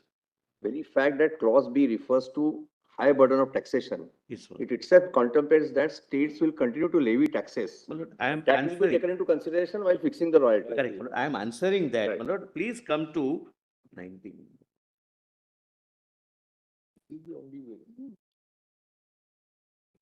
132, my lord. 131, I'm sorry. 131.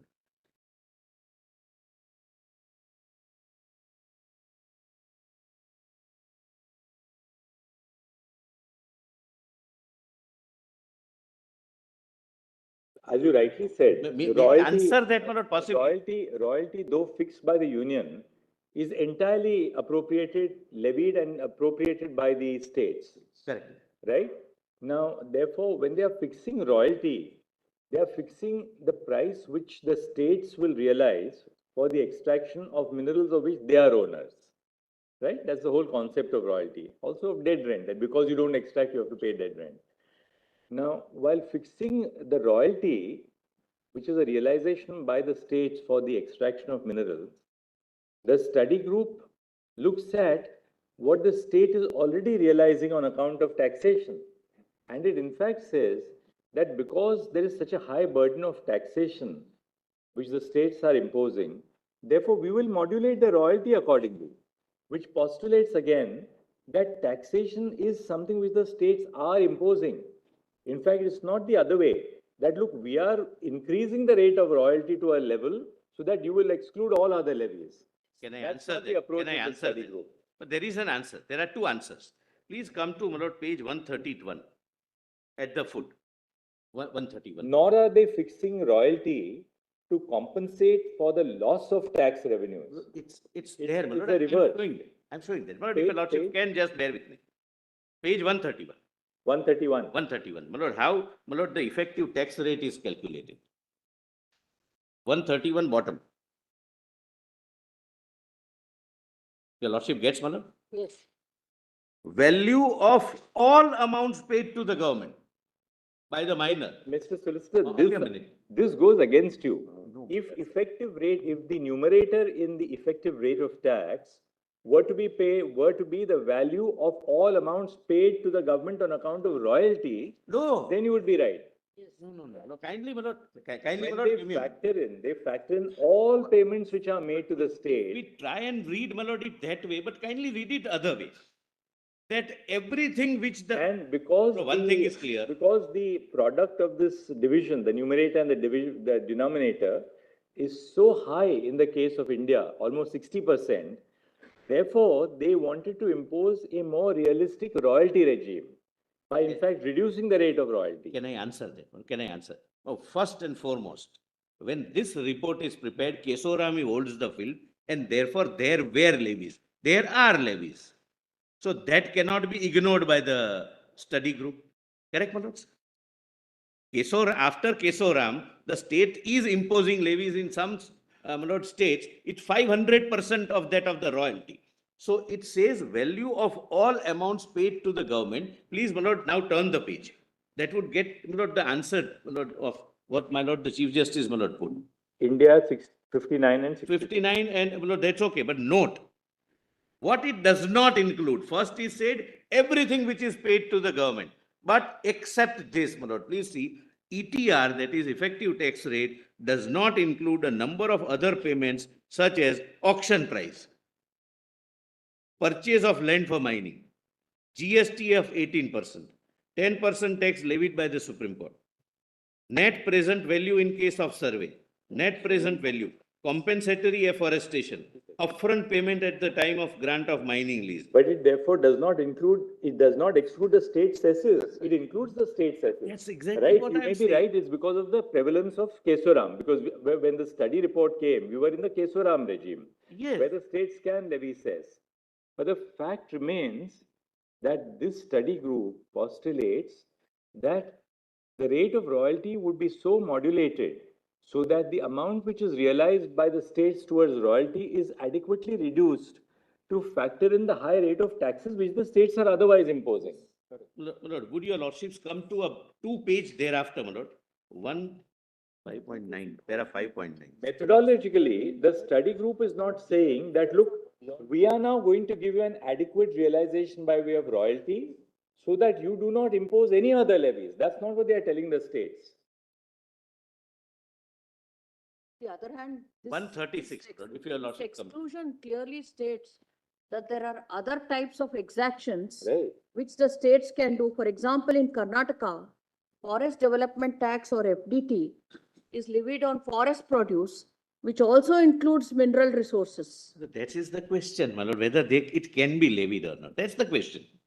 Whether it can be levied. But that's the question. It is levied. My lord, in every state, under some name or the other, it is being levied. But my lord, my reading of, my lord, this page 131 is that how tax rate is my lord, derived, all whatever you are supposed to pay, state tax, royalty, district fund, national fund, everything, multiplied by this, except A, B, C, D, E, which does not in the exceptions or deductions do not take care of state. And here, apropos your lordship's query, my lord, please come to page 136, whether it is considered or not, that what is your revenue requirement. Point G, my lord, I stopped, my lord, at 5F, but please see G. Implication of revision of royalty rates on revenue realization of the state government and the industry. This is inclusive. From royalty. That's right. But if, my lord, if we, Lord, there are always two ways of reading it, my lord. But, my lord, what they say is that what will be the implication on the overall growth of, my lord, this sector and how it would impact. My lord, if I don't, my lord, wish to take your lordship through every mineral, my lord, wise discussion. What they say is this is the total amount which a miner pay. This mineral is used in ABCD industry. This is the position in the global market. And if we do not put the cap of total fiscal payment at particular point, it would be against the development of the mining industry. That is how, my lord, they have proceeded. Lord, the difficulty for me is cement जो उस समय ये regime process नहीं लगा था. States were compensated through the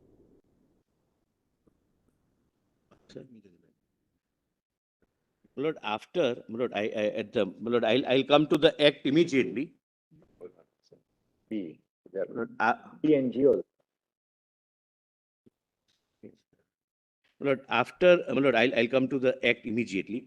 But apropos this query, my lord, after India Cement, when the state was not permitted, my lord, to levy anything other than royalty, they were compensated by the respective study group by increasing royalty.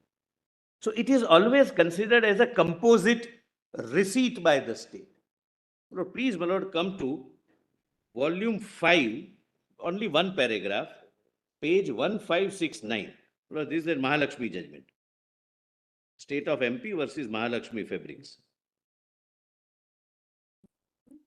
So when you are not levying the other charges, you are compensated. Volume 5, right? Yes, my lord. Volume 5, page 1569. It starts at 1561, my lord, but I am pointedly inviting your lordship's attention to the relevant part.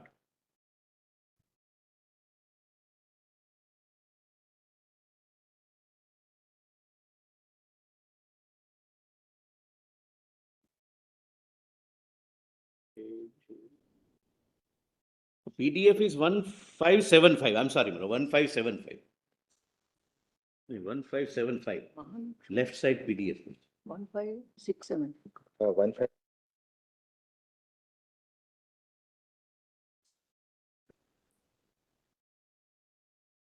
Your lordship gets, my lord? Left hand side, my lord, pagination 1575. PDF pagination. My lords, my lord, get it, my lords? Yes. Lord, first, the controversy ultimately came to be decided by this court in Orissa Cement versus State of Orissa, whereby such cess was held to be invalid and beyond the legislative competence of the state government. It appears that soon after the aforesaid invalidation of the cess, the coal-producing states were faced with problem of refunding the amounts obtained by them that far. They therefore approached the central government for help.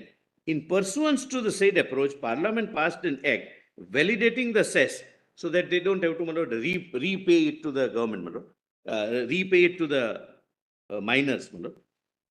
We are not concerned. We are not concerned with the said ordinance and subsequent act in the present proceedings.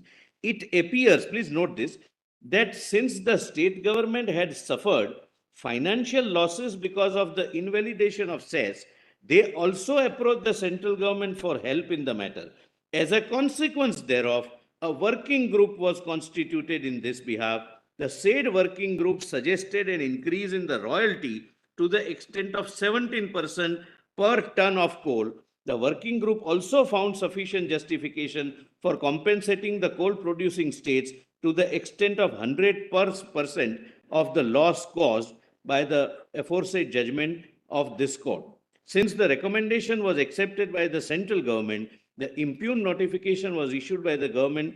According to the writ petitioner before the High Court, the increase in the rates of royalty pursuant to the notification was to the extent of 400% to 2000% as compared to the royalty fixed in 1981 on various varieties of coal. It was further contended, etc. My lord, the point I am making is, when they were prevented from taking any levy, that loss was compensated in the fixation of royalty. And when they are, my lord, now permitted to levy because of KESORAM and subject to what your lordship decides, my lord, the royalty is so fixed that it also takes into account that you are already earning this much. Because this subgroup, my lord, cannot sit in appeal whether it is leviable or not. They will have to proceed that as on date it is leviable. You are earning 100 rupees. In other words, the fixation of royalty is not agnostic to what the states are realizing by way of taxation. Because of KESORAM, yes. Yes. Therefore, my lord, therefore this reference. It isn't that the states are entitled to demand something by way of tax and they adjust the royalty every 3 years. Now, my lord, what would happen, in practical terms, what would happen?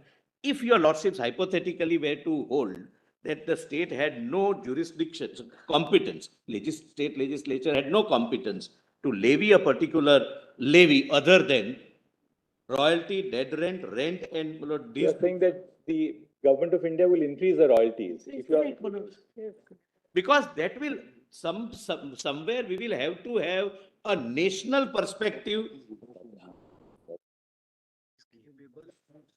Lord, we will have to have national perspective, keeping in mind the global scenario, and this exercise cannot be left to the provincial interest. Narrow provincial interest. Narrow, I'm not using it in a bad sense, but when I'm deciding for one particular state, my lord, my examination would be a narrow examination. I would not take a holistic national approach, and in any case, I cannot take global factors into consideration. side. See, if a state is so foolish as to impose a tax at such high rates, obviously the market will provide for greater imports. Yes. If there is a greater amount of imports, the states will lose their revenue because there will be no demand for locally produced minerals. My lord, the nation loses, my lord, when import increases. Right. That's exactly what, my lord, I am driving at. That if the domestic production is less because of high taxation, the import starts. That's what we are, my lord, avoiding. We want, only give me a minute, my lord. The state will never want to be in a situation where by overpricing overtaxing the product, it starts losing its revenues. Because if it overprices the product, it's also a matter for demand and supply for the state. If it overprices the tax rates, if it overcharges, then obviously there'll be a greater incentive to import, as you're rightly saying, in which case it will impact upon the state revenues. Sometimes suppose they undercharge it. They undercharge it and start exporting. Look, the idea is that on the national level, a holistic decision is taken that our minerals, which are our national resource, are used for domestic production of infrastructure and core industries. And therefore, this is one way of controlling import or export. Just one, what you are trying to show is exercise done once No, every 3 years it is. No, yeah, query is slightly different. I'm sorry. We are not considering how the royalty is being fixed by the central government. We are considering only a very simple issue, whether power to impose royalty is itself sufficient to draw an inference that states are denuded from the power under, Please come to the act, my lord. Please come to them. I know, my lord. That's the heart. Because suppose in a given case, tomorrow central government says that we want to impose royalty of say only 10 rupees. They have power to impose royalty of 10 rupees. So can you say that in the states can't levy the tax in a given fact situation for a particular year, the government may have undertaken this exercise of talking to the states, taking their feedback. We are really on the question whether only because there is a power to levy royalty, the power of the states to levy taxes is. I'm answering that immediately. Factually, Right. look, this is not a one-time exercise. This is an exercise done whenever there is a revision of royalty. That is every 3 years, sometimes for not 5 years. So this is how the section 9 is read. The consultation is read into section 9. That is one. The consultation with the state to arrive at a consolidated figure is read into. Now please see section.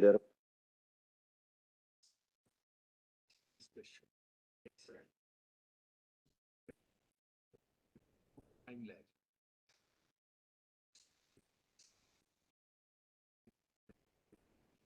It's public interest. The rapid pause doesn't happen.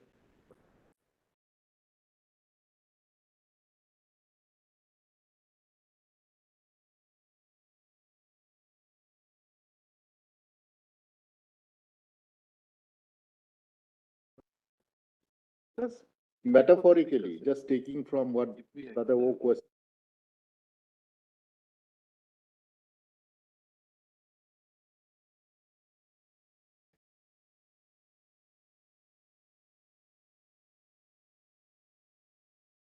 Lord. Yes. My lord, my respectful submission, giving, my lord, taking the example, my lord, metaphorically as your lordships are taking. For example, If my, yes, sir. My lord, if my intention is to occupy it exclusively, then he is ousted. My lord, apropos my lord's concern, and a very valid concern, that market forces can itself arrive at a particular decision making. For example, your lordship said, give me a minute, my lord, to answer, that state if overcharges, then state would not get the revenue and therefore market forces would ultimately, my lord, settle down the issue.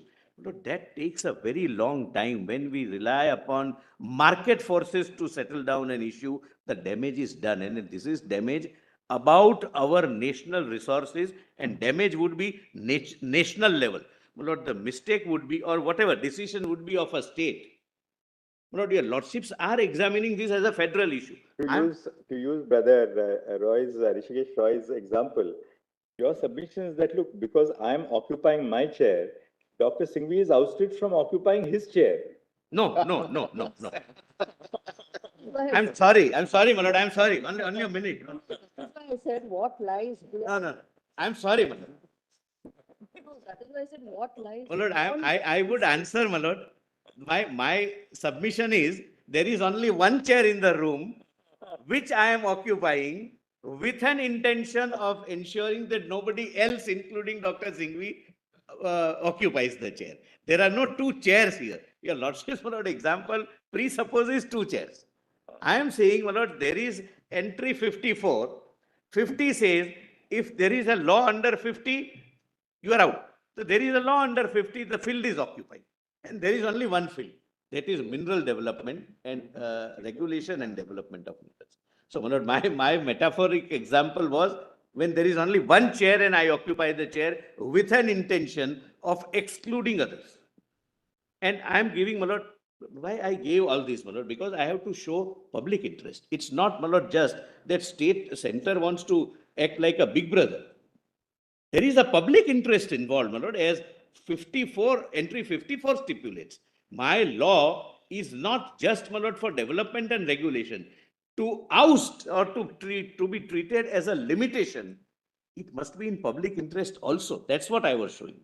That why this has to be done at a national level and not at provincial level with some narrow considerations weighing. And your lordships are right, my lord. Sometimes a wrong decision by a state to overprice may damage the state, and after 3-4 years, the state may come down. But what happens within that 3-4 years? That's the question, my lord, which will have to be asked. One other perspective is, in the context of royalty, the Central Act or the Parliament is permitting the states to levy royalty. But what is the limitation imposed on No, the? not levy. No. Parliament they are doesn't permit me no, to levy. The state is levying the royalty under the Central Act. No, my lord. What It's not the center which is levying the royalty. I am only fixing the rate. Correct. That is the only limitation on the No, right. no. My lord, my submission is, now examine that submission. Examine that submission. My submission is, Just to take Royalty, the states are. state. So Parliament is enabling the states to collect royalty, Yes, not, but the yes, limitation is only on the rate of royalty. correct. So that is a constitutional limitation in the context of entry. That is their submission that the No, under the act. that's, my lord, I have to yet, my lord, convince your ladyship. But their submission is that section 9 is the only limitation, and since section 9 does not prohibit other levy, we can have law providing for other levy. But that submission is wrong, my lord. That's what, my lord, that's the main dispute. Yeah, you are going to go to the act now, I suppose. Yes, kindly, my lord. My lord, kindly come to the statement of objection reasons.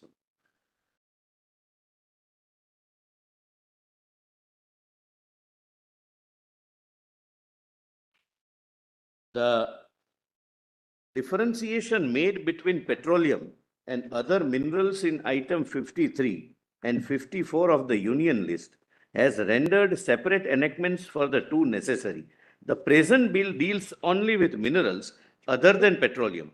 At present, both are dealt with under the mines and minerals, my lord, that is the old act. In my lord, your lordships can skip, my lord, nothing would turn. Come to, my lord, the preamble.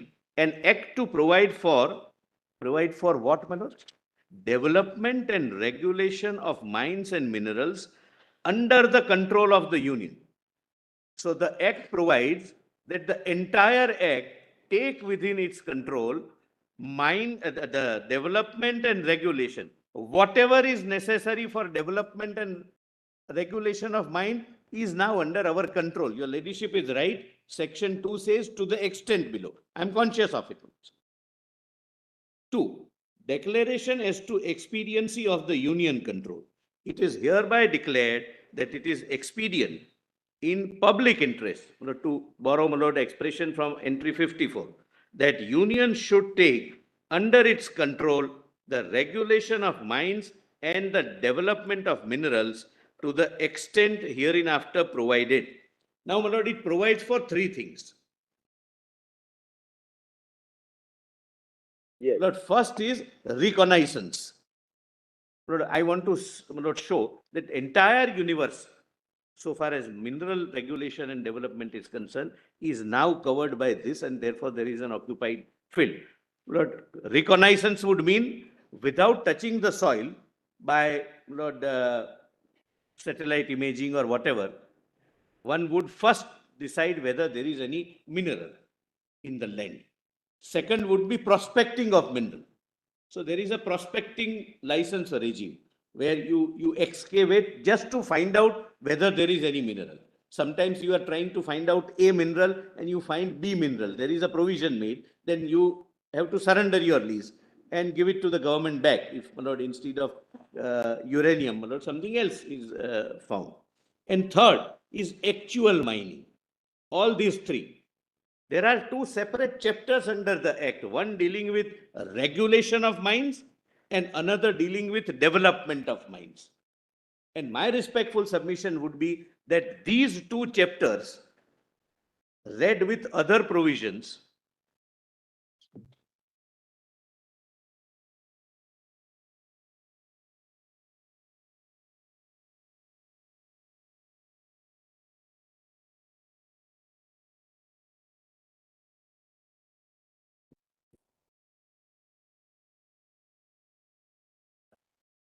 Lord, I've started with the act, my lord. Can I start after lunch, my lord? It's 5 minutes. All right. So that in one continuity, my lord, your lordship can be. How long would you now take, Mr. Solicitor? Lord, one more session, less than that, my lord.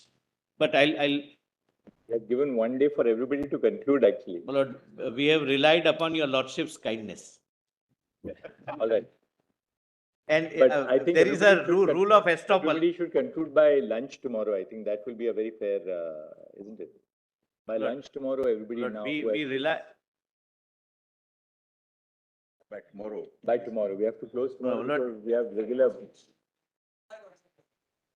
my lord, I would say something. My lord, we are before a 9 judges bench. Any lacuna on our part in assistance, my lord, ek minute. Even for the other side, my lord, I would request that if there are 2 counsels, let both give the.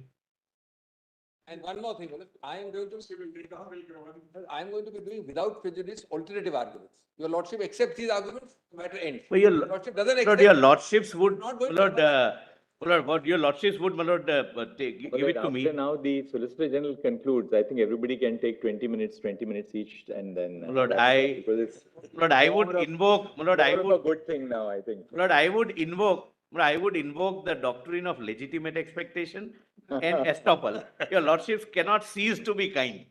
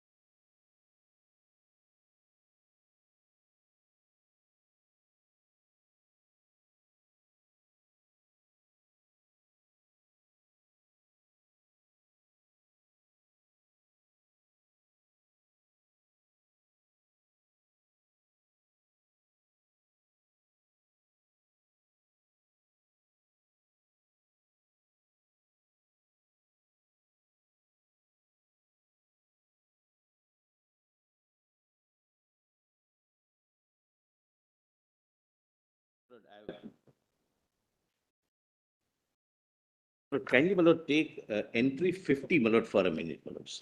During, my lord, lunch hours, something, my lord, to assist your lordships and answering the query, my lord, very pertinent questions your lordships have put. No, this is my respectful submission, para 50, entry 50. Taxes on mineral rights subject to any limitations imposed by Parliament. Now, this is, my lord, kindly mark, by law relating to mineral development. My lord, what possibly we are reading right now is under a law relating to mineral development. We are searching for a specific section in a law relating to mineral development. In this context, please read it again, my lord. Taxes on mineral rights subject to any limitations imposed by Parliament by law relating to mineral development. There is a law relating to mineral development. Lord, there would not be any negatively worded section prohibiting another legislature from taxing. The words relating to mineral development, do they qualify limitations or law? Law, my lords, Right. made by Parliament by law relating to mineral development. Right. So limitation will have to be found in the law, not, my lord, Correct. limitation imposed by a section of the law. No, but it has to be a limitation in the law. Correct, my lords. Limitation has to And be read in therefore- law. No, Exactly. not in the Therefore, law. and- Not in the law. That's where, my lord, I think, my lord, the other side is wrong. By law. Limitation by Parliament, by law. by law. So what Two we are things. reading is Who in should law. impose the limitations? Parliament. The source should be Parliament. Correct. What is the source to be found in the law? And what is the law, content of the law relating to mineral development? Kindly, my lord, now, my lord, kindly read the way they would like it to be read, my lord. According to my understanding, imposed by Parliament in law relating to mineral development. We have a law relating to mineral development. In that law, where is the limitation? I mean, which section provides for limitation? So That's basically, there. it's three things: who, how, and in what methodology, or who, how, and about what. Who, by Parliament; how, by law; about what, law relating to mineral development. I am grateful, but not in law. That you have a law relating to mineral development.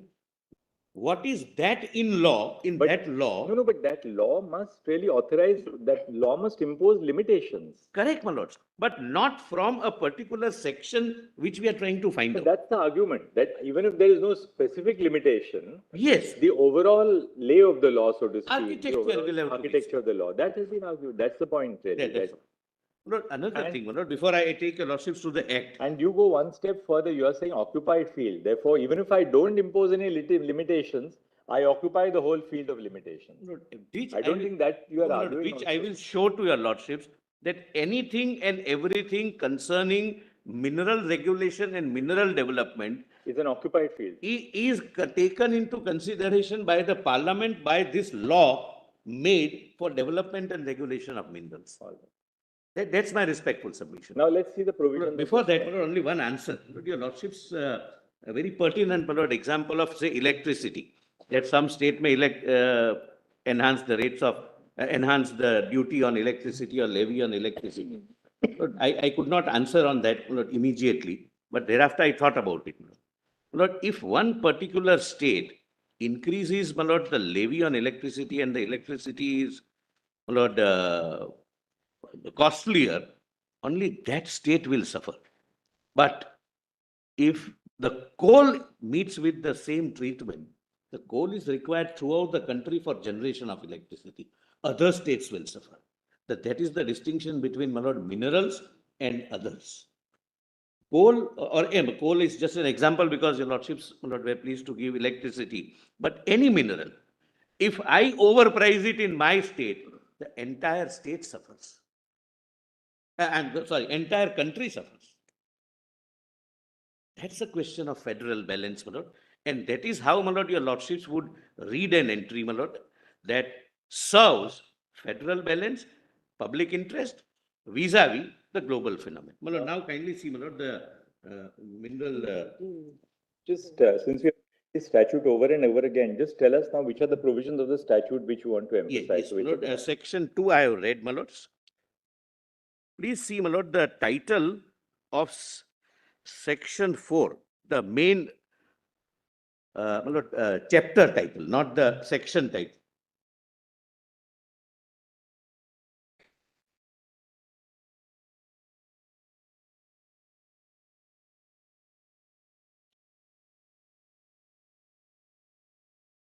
Your lordships may have it in page 5, my lord, if possibly we have the Page same. five.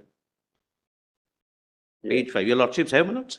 Yes. Here it, general restrictions on undertaking prospecting and mining operations. This chapter deal with restrictions. Correct, my lord? Yes. Now, 4 is prospecting or mining operations to be under license or lease. It is covered by the Central Act. You cannot do it. No person shall undertake any reconnaissance, Right. prospective. That's or- okay. We need not read it. Just the part. Yes. Lord, now kindly see in this chapter, section 9. Lord, the way my lord's queries were, my lord, in the pre-lunch session, my lordships may say that they may consider, my lord, may say that there is no restriction. 9 is an enabling provision that you provide for the rates of royalty, but there is no restriction. But my lord, my respectful submission is, lord, there would not be any parliamentary law which would prohibit statute, my lord, prohibit an otherwise competent state legislature from legislating. One has to read from the entries only. If Parliament in the total architecture, my lord, fine. What is the total architecture? And then I'll come to only 2 sections. The total architecture is mines and minerals. There are 2 types, major minerals and minor minerals. Yeah. Minor minerals are localized products used locally. Its impact is not felt outside the state. The act by statutory enactment leaves it to the state to govern it. Lord, kindly, my lord, allow me to repeat this because this is the heart of my submission. The mineral which has no impact outside the state, like mineral, sand, etc., there are no limitations imposed by this act. In fact, there is a permissive statutory provision that you decide how to deal with it. You grant the lease, you decide how the royalty, the rate of royalty also will be fixed by the state. That is permissive statutory provision for minor minerals.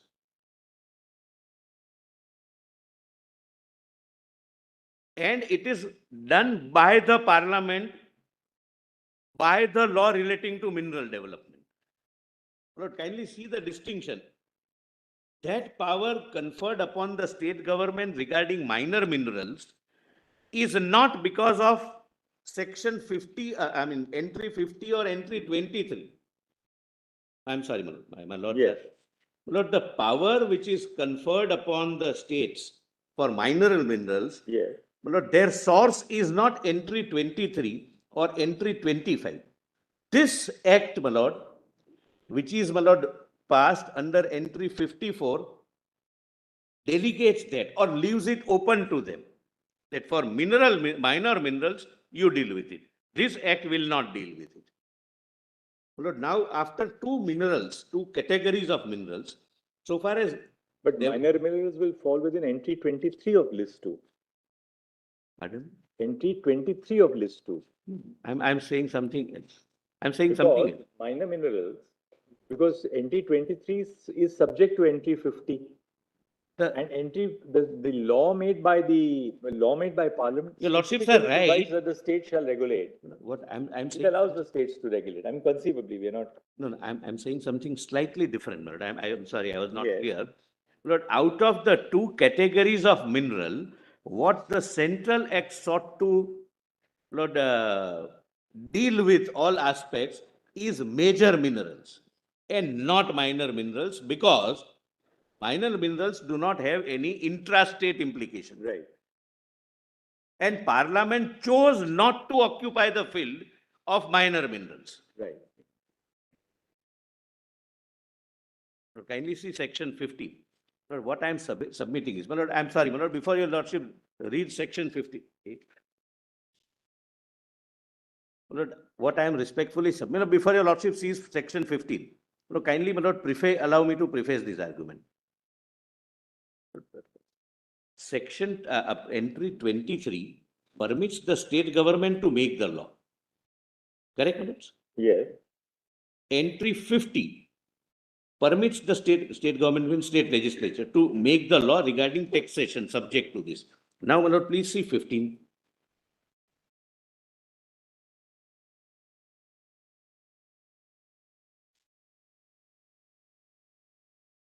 Three 23 is. Yes. Power of state government to make rules in respect of minor minerals. The state government may, by notification in the official gazette, make rules for regulating the grant of quarry leases, mining leases, or other mineral concessions in respect of minor minerals and for purposes connected therewith. And, my lord, in particular, my lord, please see 1AG. Fixing and collection of rent, royalty, fees, dead rent, fines, etc., etc. My lord, the respectful submission which I made was Yes. the field of minerals, both major and minor, is occupied by this act, but by section 15, this act delegates the powers of minor minerals to the state.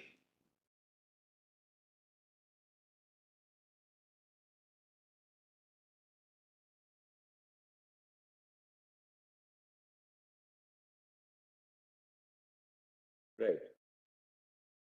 Now, if we see the architecture and, I'm sorry, Yes. architecture and structure of the MMRDA. Well, Lord, if the central government wants to provide for everything concerning major minerals, Lord, what would be the consideration? What are the factors the state government will have to statutorily provide for? A, all kinds of licenses, reconnaissance, prospecting, actual mining, royalty, etc., etc. Well, Lord, every field is occupied by this act, which is, my lord, undisputably, my lord, an act under 54. So the field of regulation and development is occupied by this act. Yes. Now, my lord, may kindly come to, my lord, section 13, but the title of section 13. Regulation and development is.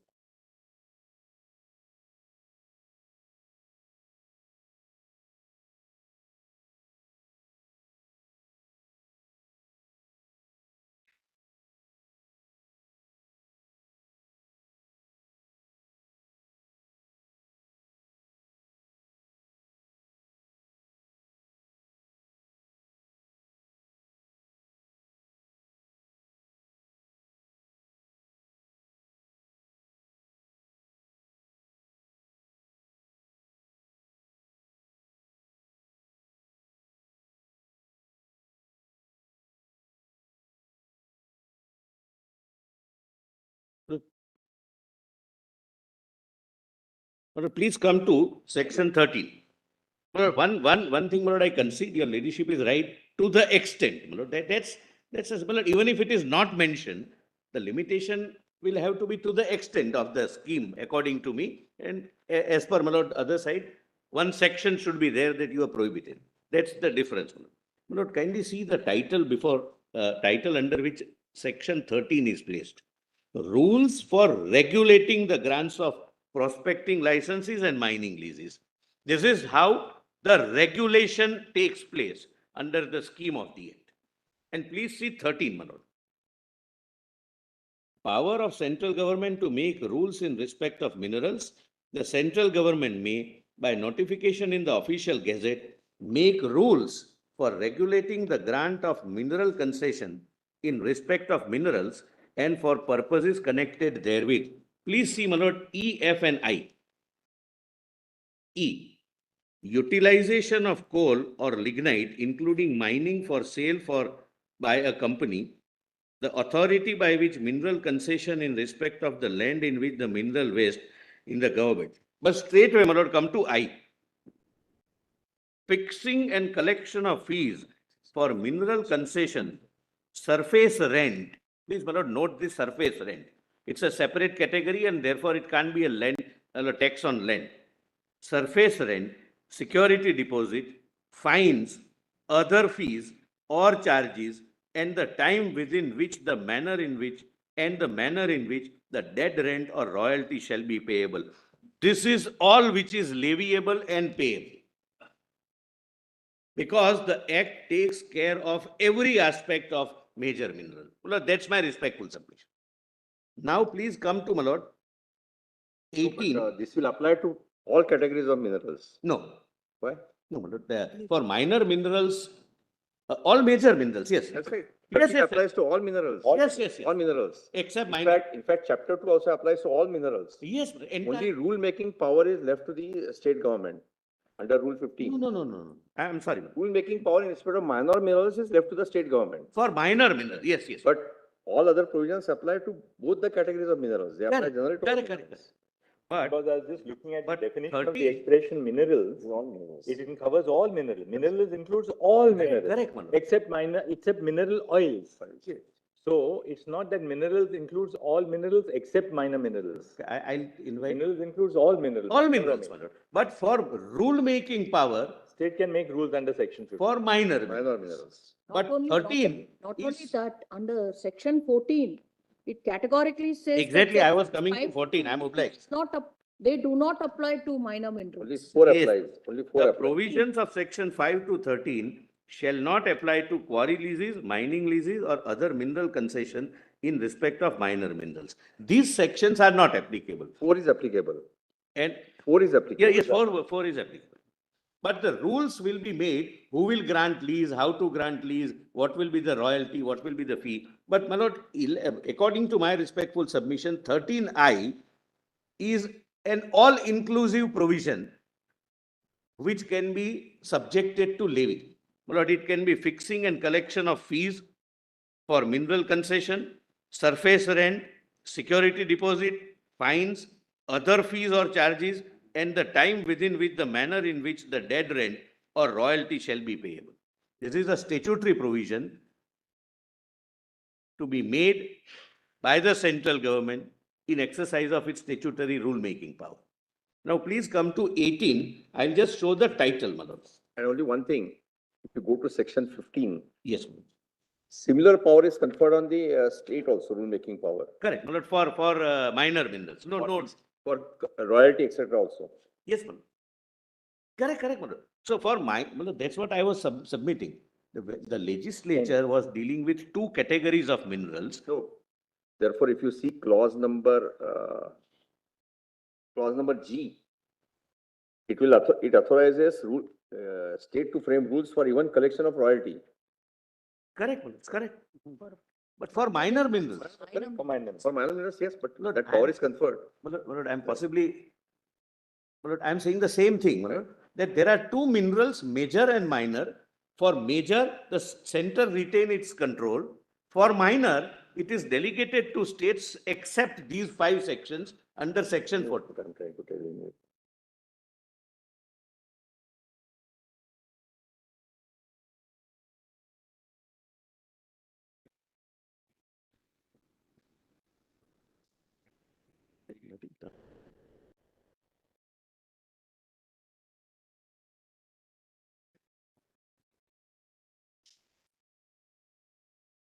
So, Malad, these rules for minor minerals, the parliament acquires and then delegates to the state. That's all I am saying.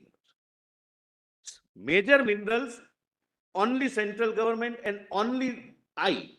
These are the entries, Malad, it closes.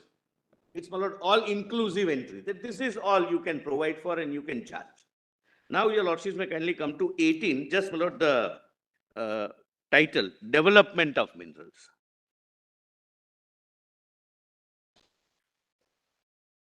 How do we reconcile your argument with the debates in the Constitution Assembly? When they decided that it should be kept, this power of taxation should be kept with the states? No, not really, Malad. I have the debates also, Malad, in my note.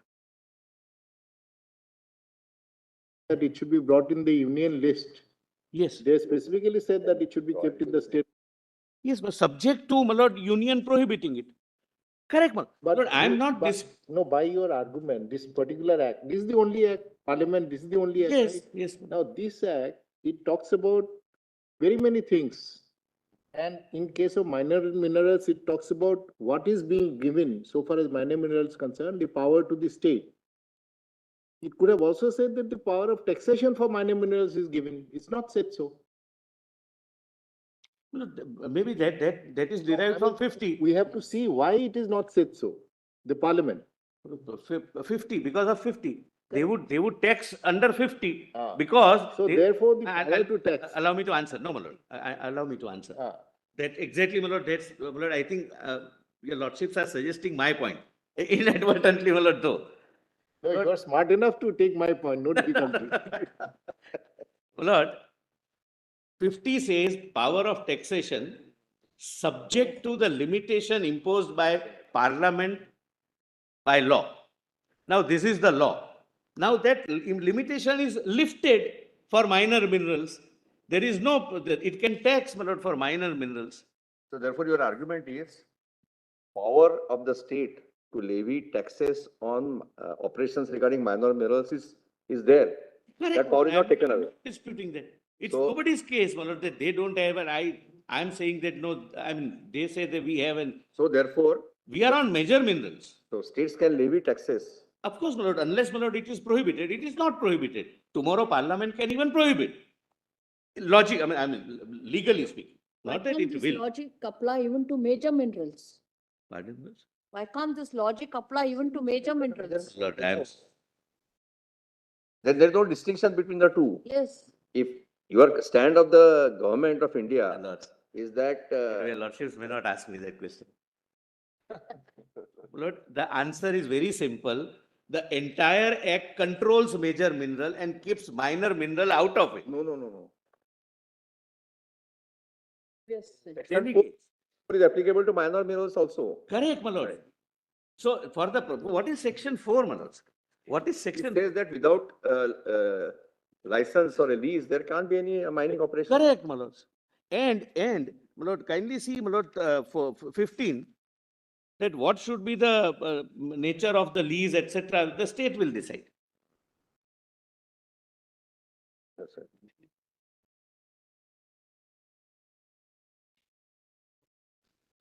Yes, my lord, state.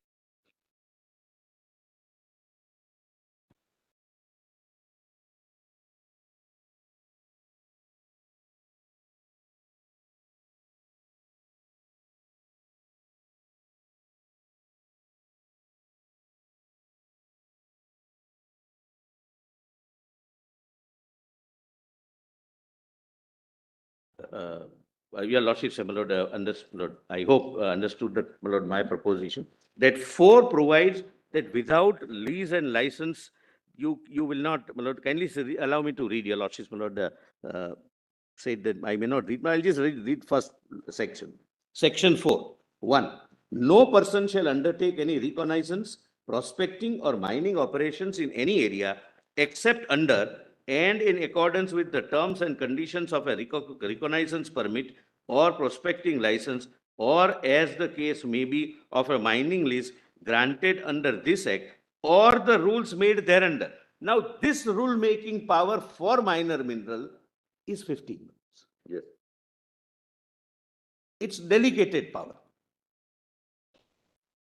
That's all I'm saying. Now, my lord, please come to 25.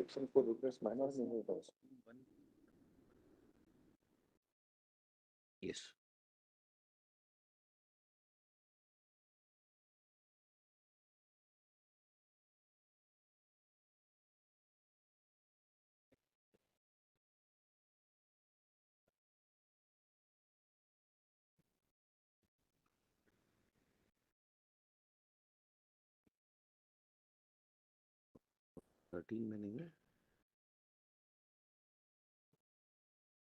Or charges under that.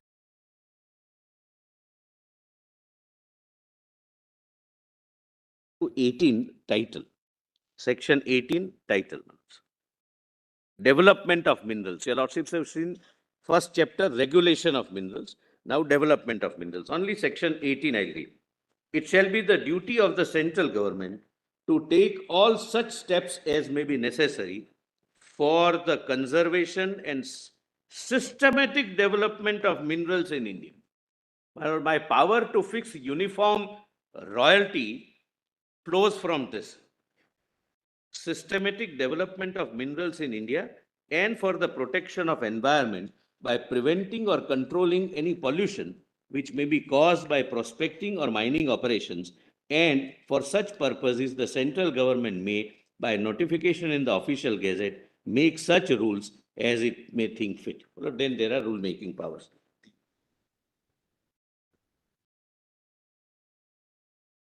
Correct? Now please come to 25. Now I may read it closely, my lord. A little slowly, my lord. Recovery of certain sums as arrears of land revenue. Any rent, royalty, tax, or other sum due to the government under this act. Please mark the word under this act. The center has no taxing power under 54. So far as mines and minerals are concerned, state has no taxing power. It can be traced only under 97. This is a future contingency. If for some reason in future it is required to invoke 97, that is residuary entry, for the purpose of taxing mineral, because it is under this act. Initially the reaction would be that tax means tax imposed by the state government. No, it is tax imposed under this act.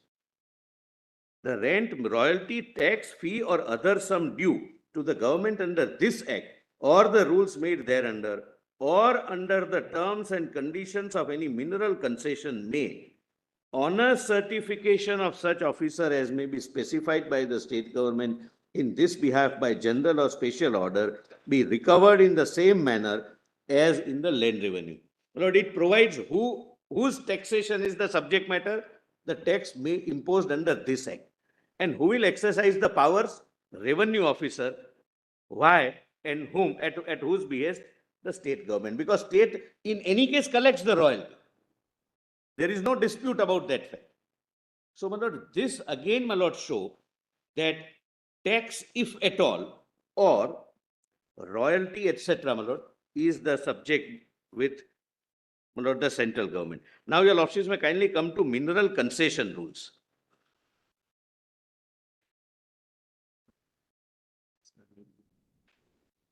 So please come to Rule 31.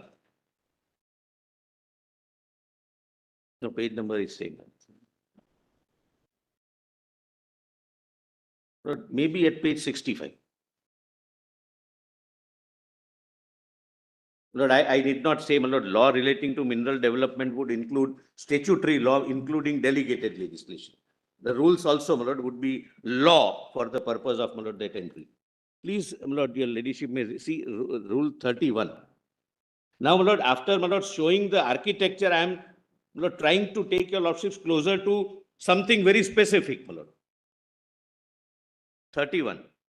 Lease to be executed within 6 months, where on an application for the grant of a mining lease, an order has been made for the grant of such lease, a lease deed in Form K, please mark this, my lord. My lord, Form K, my lord, is very, very crucial to answer your lordship's question, my lord, where it is all inclusive. Form K, or in a form as near thereto as circumstances of each case may require, shall be executed within 6 months of the order, or within such further period. We are not concerned, my lord. If it doesn't not, then it lapses, my lord. We are not concerned. Now, please come to, my lord, Form K. I don't think, my lord, in my respectful submission, there can be anything clearer than this, my lord. Now, Form K. Which, my lord, some part Mr. Salve had shown, my lord, but I am showing something else other than what was shown, my lord. So this is also a part of the statutory scheme. This is a statutory form annexed to a statutory rule, which is a part of the law made for mineral Development and Regulation under entry 54. My lord, please come to page 122, my lord, possibly. Yes. In your lordship. Which part of Form K? Form K, my lords. 122. Mineral concession rules, Form K, if we have the same, my lord, Yes, page 122. 122. Lord, first is Lord, names of the parties. The state would give and the party would. Please come to the second recital, witnesseth. The lordships are with me, my lords. My lord, the Chief Justice are with me. Yes. Witnesseth that, now please note, in consideration of rent and royalties, covenants and agreements by and in these presents, and the schedule hereunder written, reserved and contained, and on the part of the lessee or lessees to be paid, observed and performed, the state government, with the approval of the central government, hereby grants the demised unto Lismer. What is the consideration? The rents and royalties. Further, Lord, please see the recital thereafter, my lord. But first 5 lines can be, my lord, your lordships can skip, except, my lord, there is one capital except. My lord Justice Padiwala gets one. Yes. Except and reserving out of this demise unto the state government the liberties, powers, and privileges mentioned in part 4 of the said schedule to hold the premises hereby granted and demised unto the lessee so and so years, thence next ensuing yielding and paying therefrom unto the state government the several rents and royalties mentioned in part 5 of the said schedule at the respective times therein specified, subject to provisions contained in part 6 of the said schedule, and the lessee is hereby covenant with the state government as in part 7 of the said schedule is expressed. My lord, part 5, 6 and 7 does not provide for anything other than, my lord, what the lease deed stipulates, which is what section 13I stipulates. Correct, my lords? Now, kindly, my lord, turn over the page.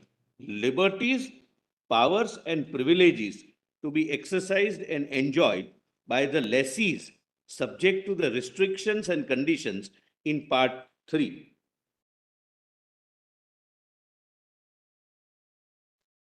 Lord, nothing, my lord, turns on that. Kindly come to page 127, part 5.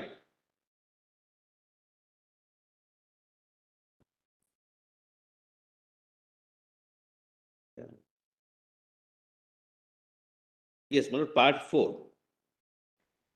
Liberties, powers, and privileges reserved to the state government. Does your lordship, my lord justice? This is all that is reserved. It doesn't contain, my lord, any other power. My lord, this is the law relating to mineral development and regulation, and I am reading this as a limitation because my submission is it will have to be carved out of the total architecture and not one particular provision. Then your lordships may see part 5. I'm not reading entire part 4 because except this, there is nothing left with the state government.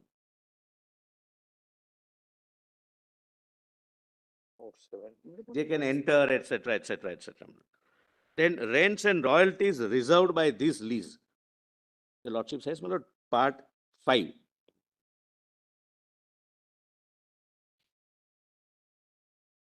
To pay dead rent or royalty, whichever is higher, the lessee shall pay for every year except the first year of the lease dead rent as specified in clause 2 of this part, provided that where the holder of such mining lease becomes liable under section 9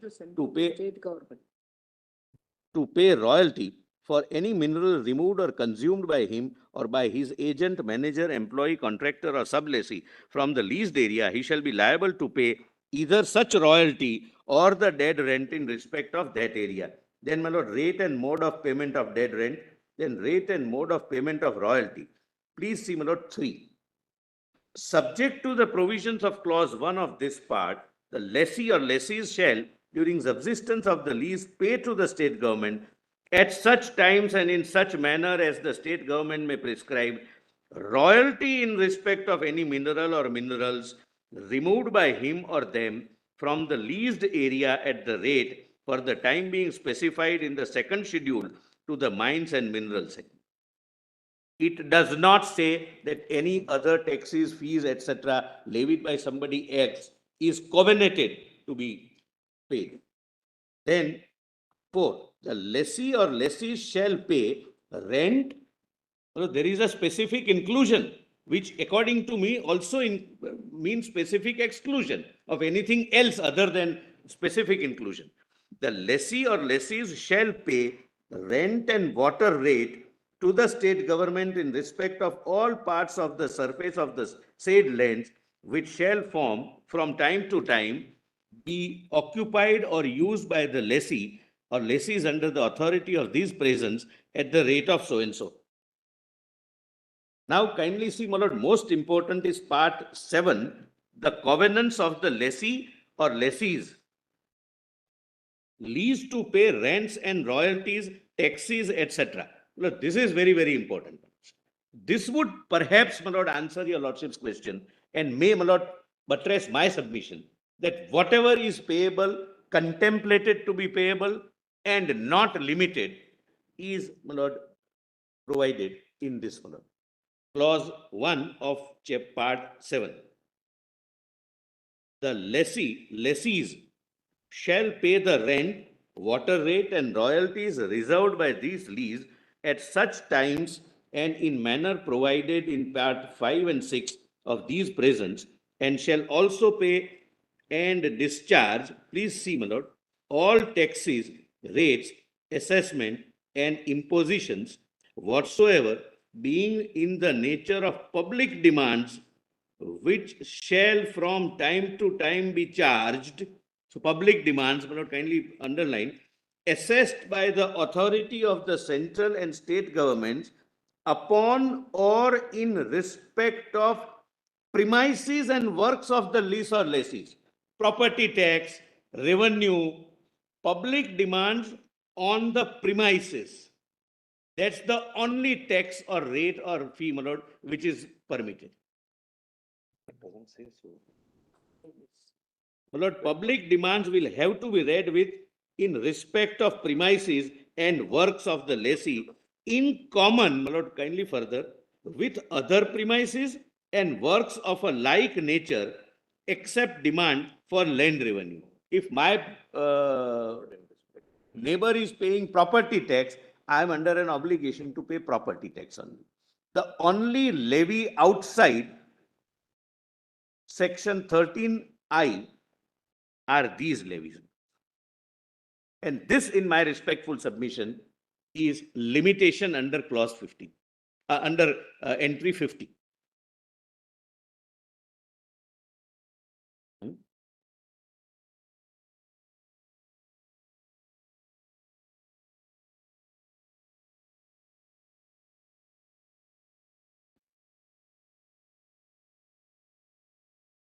But only last page 135, the covenants of the state government.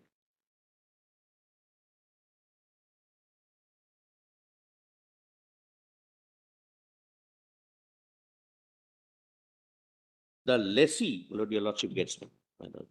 The lessee or lessees paying the rent, water rate, and royalties hereby reserved, and observing and performing all the covenants and agreements herein contained, and on the part of the lessee or lessees to be observed and performed, shall and may quietly hold and enjoy the rights and premises hereby demised for and during the term, etc., etc. This is all that he is supposed to pay. This can be amended by the act, by the central government, and my lord, liberty can be given or limitation can be lifted. My lord, I'll put it that way. Lord, now in this context,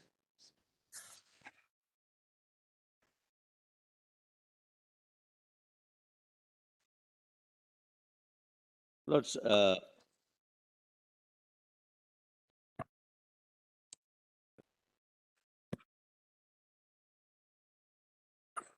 Three debates. Page number.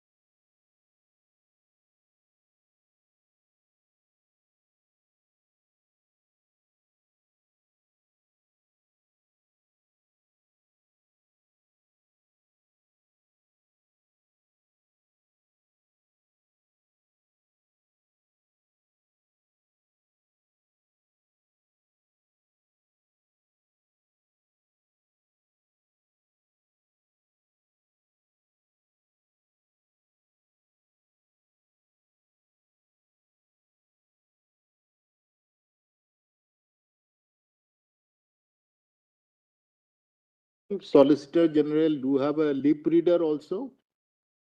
No, Don't have it. I think, my lord, this is working, my lord, properly. Oh my God.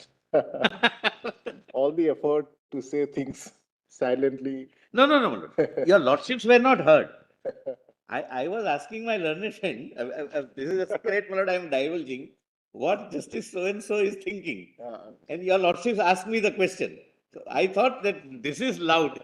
No, not that. Mr. Solicitor, a form in a statute can't really override either the statute or can it furnish an interpretation of a constitutional entry. The classical statement was, by Justice Chinnappa Reddy in LIC versus Escorts, where the statutory form was shown to the court and say that, look, this is what permission means. It means prior permission. Justice Chinnappa Reddy put it very well. He says it was always said by a judge of the Andhra High Court in those days that it is the dog which wags the tail and not the tail that wags the dog. Yes, your lordships are right. No, that's, my lord, if the form is the only argument I have, my lord, possibly, my lord, That's a very beautiful extract in LIC versus Escorts on how to construe a statutory form. my lord, if form is the only argument I have, Supreme Court, Lord, possibly, Code 1369. Well, Lord, the form I am reading with section 13I. Section 13I says that you can make rules for A, B, C, D, E. What they want to levy is F, G, H, I. That's, my lord, that's the statute. My lord, 13I is obviously a statute, rule-making power, and the form is not, my lord, just form used administratively by the government. It is a statutory form. It has its statutory origin.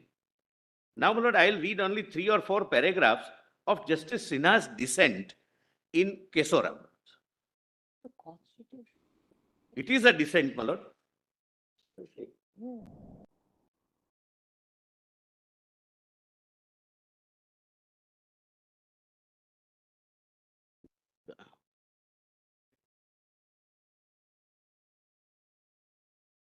And my lord, apropos my lord Justice Roy's query, Lord, I'll read one paragraph. It's in my written submissions.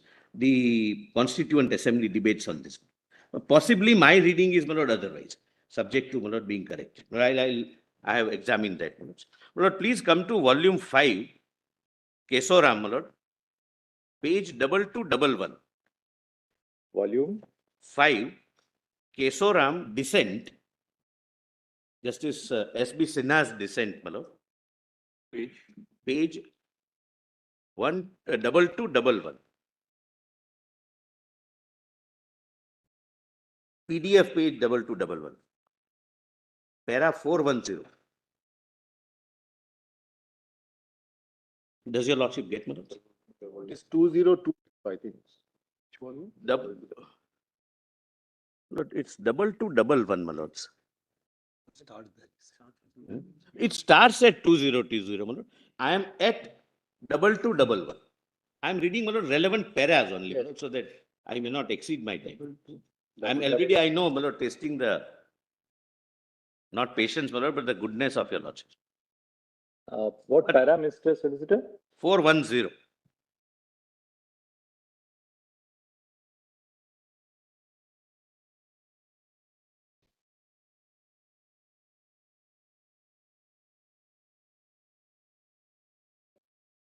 There are only, my lord, then few passages from 2 judgments and, my lord, para 410. The expression any limitations in entry 50 of list 2 should not be given a restricted meaning as contended by the appellant. In fact, the rule of interpretation that the language of entry should be given widest scope should equally apply to the interpretation of the said words. So read, the limitations on taxes on mineral rights could be in any form, including occupying the entire field of legislation under entry 50 of list 2 by a parliamentary legislation and providing for levy of taxes. The MMRD Act precisely achieves the said objectives by occupying the entire field of legislation covered by both entry 23 and 50 of list 2. Lord, thereafter, my lord, Orissa cement is cited. Just, my lord, last line, my lord. I may read the whole. Section 25 implicitly authorizes the levy of rent, royalty, taxes, and fees under the Act and the rules. The scope of powers thus conferred is very wide. Read as a whole, the purpose of union control envisaged by entry 54 of the MMRDA is to provide for proper development of mines and mineral areas and also to bring about uniformity all over the country in regard to the minerals specified in Schedule 1 in the matter of royalties and consequently the prices. Lord, there is a view taken by your lordships Regard to royalty.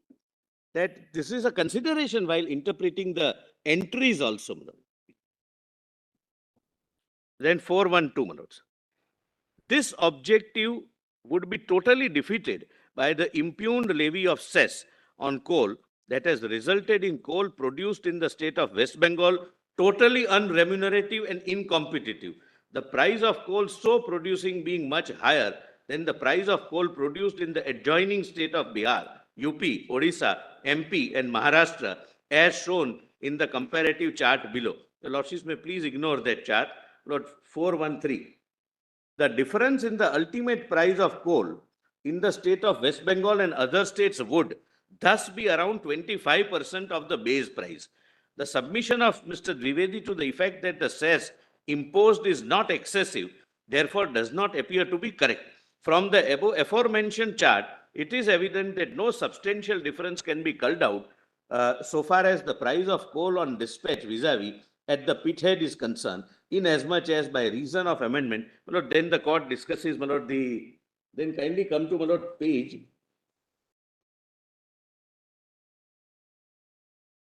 2180, my lord.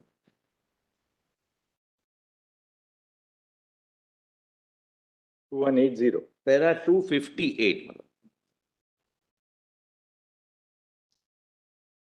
On the economic front, the country has to compete with the lead developed countries. Your lordship gets one. Developed countries. Global competition has reached such a stage that despite adequate production of coal and steel, the same are imported from other countries to India. So this case concerns these two minerals only. Countries to India. In the international market also, the quantum of import is going up as compared to export. The manner in which revenue is collected by the center and distributed to the states falls for consideration by the appropriate constitutional authorities in terms of provisions of the Constitution. It is not correct to say that while interpreting the legislative field, the court in case of conflict would lean in favor of the state, keeping in view the fact that taxes under different heads are collected by the center and a part of revenue is made available to the states from time to time. This court is not concerned as to whether the center consumes the lion's share of the revenue or the same is subject matter of criticism at the hands of state or financial observers. Such an approach would not only run counter to the doctrine of federalism with a strong center, but in the long run would prove to be counterproductive. India is a signatory to various international treaties and covenants, and being a party to WTO and GATT, it is obligated to fulfill its transnational obligations. If for purpose of giving effect to the international treaties, it, in exercise of its powers under Article 253 of the Constitution, had taken over the legislative field occupied by List 2 of the 7th Schedule of the Constitution, no exception thereto can be taken. While doing so, the central government shall give effect to the will of the makers of the Constitution and would not act contrary thereto or inconsistent therewith. The legislative fields of union and the state vary from country to country depending upon the requirement of the situation in which such provisions are made.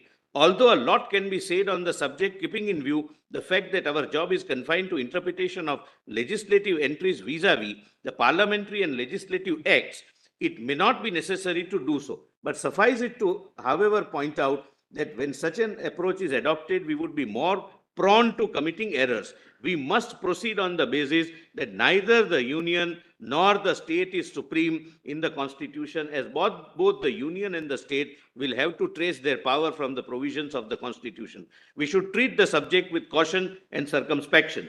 The interpretative principles, whether leaning in favor of union or the state, may, in certain situations, depend upon the subject matter of legislation, the importance thereof, and its effect and impact within and outside the country. Both minerals and tea deserves more control only by the union, having regard to their importance in the national economy. Then 261. Distribution of taxes by the central government in favor of state government is of no moment in the instant case, as the entire royalty fixed by the central government in terms of 1957 Act is payable to the states. The union government has nothing to do therewith. If the Constitution as a living organ is not interpreted having regard to the intention of the Constitution makers, and in case of conflict in legislative field contained in List 1 and List 2, if an interpretation that leans in favor of the state is adopted without a reference to the subject matter thereon or national interest, the same would be subjected to judicial vagaries which cannot be countenanced. This is all, my lord. My lord, now just, my lord, answering my lord's query, my lord, I'll just show two things, my lord. A, the Constituent Assembly debates. But this is all I want to say now. Constituent Assembly debates. B, parliamentary debates when this MMRD Act was introduced, where it is said that we want to denude the state from its power. And Lord, some propositions, I have quoted the judgments which I will not read, Because your lordships are, my lord, except two judgment, one is Hind and another, my lord, judgment on the question, what is the meaning of an ambit and the scope of the term regulation? Lord, my respectful submission would be regulation would also include a prohibition against any levy. And there are some judgments on that, my lord. If your lordships, my lord, kindly come to my written submissions, my lord, which is 2F. The Justice Pardiwala had 2E, my lord, kindly ignore 2E, 2F. Doesn't accept it. Lord, at page 44, 45, my lord, well, this is my reading, my lord, your lordship's reading must be right, but let us read, my lord, subject to being corrected.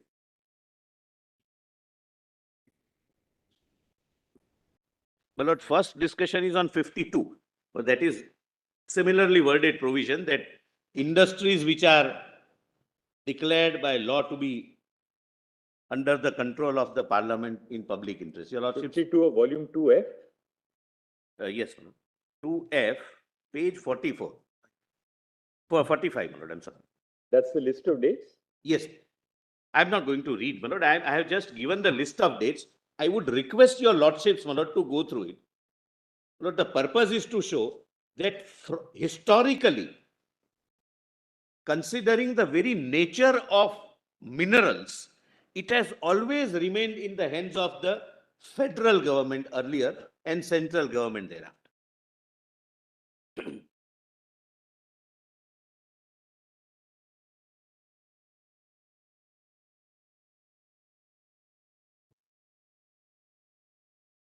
Lord, your lordships have, Lord, date 31st August 1949, my lords. My lords have them. The entries in the union list, entry 52, 53 and 54 in the, I'm sorry, my lords. Lord, page number 45,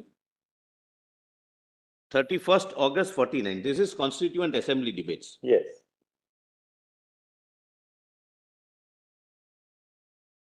The entries in the union list, entry 52, 53 and 54 in the final constitution and entries 64, 65 and 66 in the draft constitution were debated in the Constituent Assembly. The relevant portion of the debate is as under.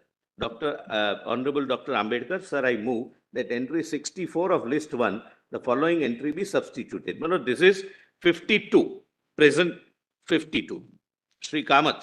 Mr. President, I move amendment number so-and-so of third list, sixth list week, which reads as follows, that in amendment number 35 of list 1, in the proposed entry 64 of list 1, for the words the control, the words development and control be substituted.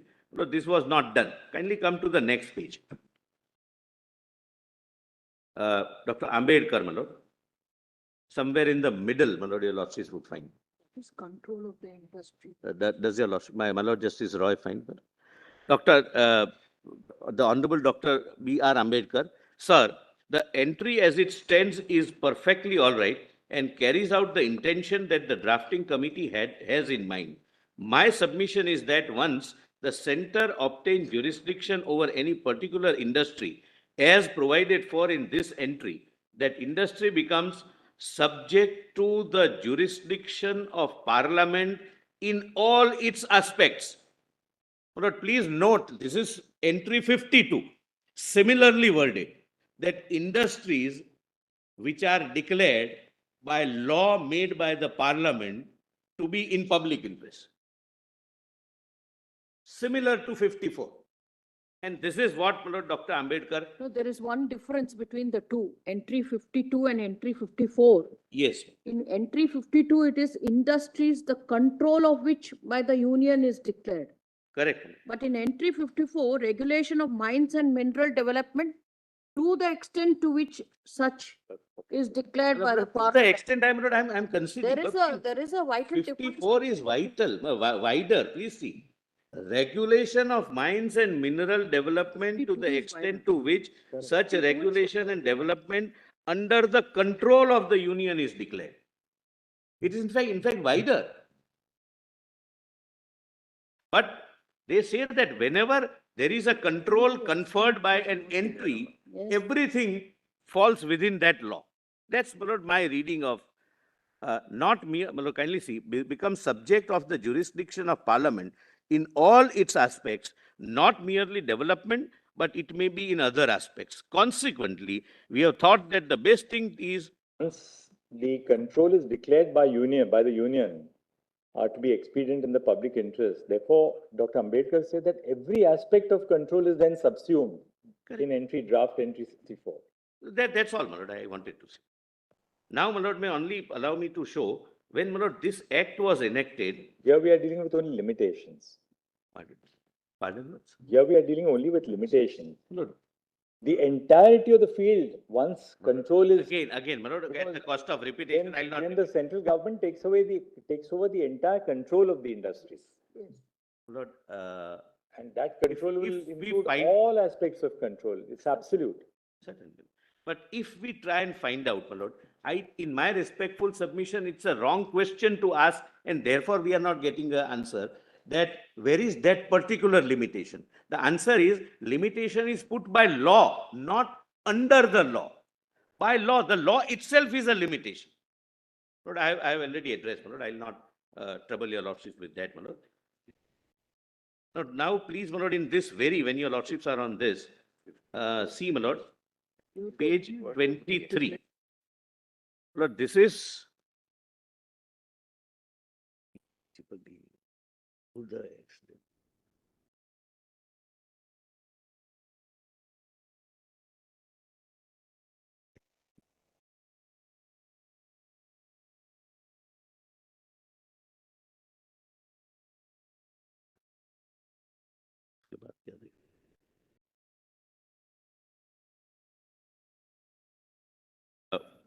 Lord, this is parliamentary debate when this MMDRA was introduced in 57. Where do we get that? My lord, page 23. Same, my lord, the written submissions, 23.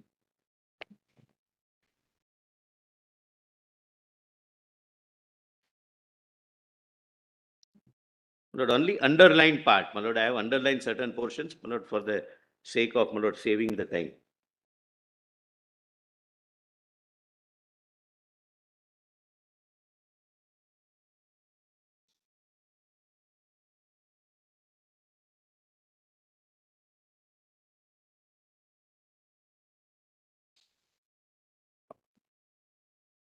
Lord, K.D. Malaviya, my lord, your lordship would find only the highlighted part. I agree with him that left to ourselves, we should increase the rates of royalty further, but the rates of royalty cannot go beyond a point. When in international competition, the price element becomes somewhat against us, and this is a factor which we cannot ignore. The moment we increase the royalties beyond a point, it will have its own repercussion on the total price factor, and we cannot ignore it. This was the intention to put the entire architecture under the control of the central government. Then this shows that at the time of passing, state governments were urged to look beyond narrow considerations because somebody objected, somebody from the state objected. And two, the legislators were cognizant of the impact of royalty on the prices and consequent impact on international market. My lord, now please come to page 24. My lord, Rajendra Pratap Singh, Bihar. Page 24. 24. 24. Lord, only the highlighted, black highlighted part. What we are doing in this bill is to denude the state of all their powers and responsibilities, not only with respect to the minerals mentioned in Schedule 1, which is very comprehensive, but in some respect, we have even taken away the regulatory powers of the state in respect of all other minerals. So this was the intention behind framing 1957 MMDRA. Lord, that is my respectful submission. Lord, kindly see.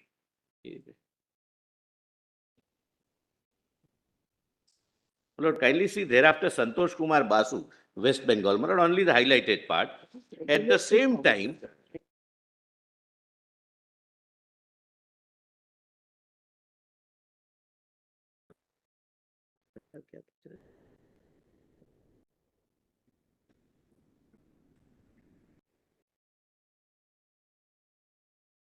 Sometimes I wish, my lord, the lip reading could have been a course in the 5-year law.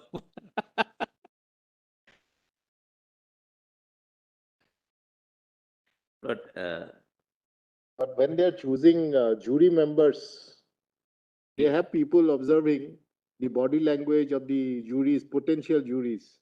And depending upon how they are sitting, how they are sort of gesturing, they will say, all right, he is a jury to be selected for my part, in my turn. oh,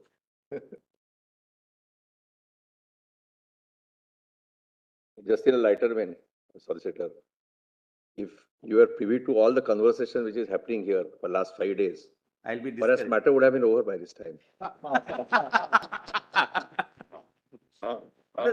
That secret keeps us going, my lord, whether we it is only that secret, my lord, which all of us, my lord, that keeps us going, my lord. There is still hope. My lord, that was a very potent word, my lord. Almost, my lord, divulging what my Lord Justice Hope did not. No, what I said applies to Mr. Dwivedi also.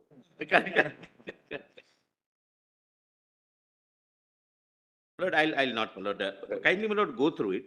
Go through, my lord, the entire parliamentary debate. What it says is that this is, we cannot have a narrow state-wise understanding of the royalty regime. Whatever is to be done has to be done holistically, nation-wise, and global-wise. Lord, that was the intent and purpose. Now, my lord, I'll cite, my lord, two judgments. Lord, page 62, if your lordship, my lord, Of volume of 5. the very same. My lord, first is Hindstone, my lord. I would read that, my lord, first. It is 63. My lord.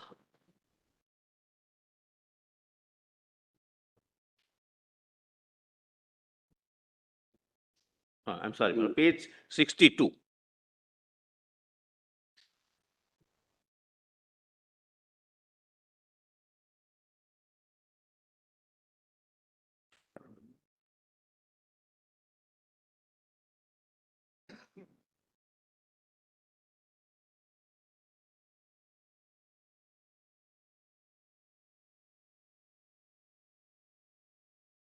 Hindstone is very.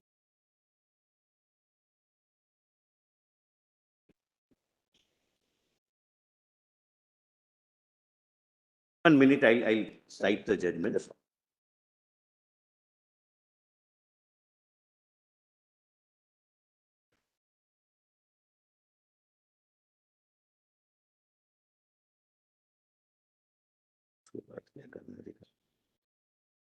To page 62, regulation and mineral development and in public interest. My lord, I have cited.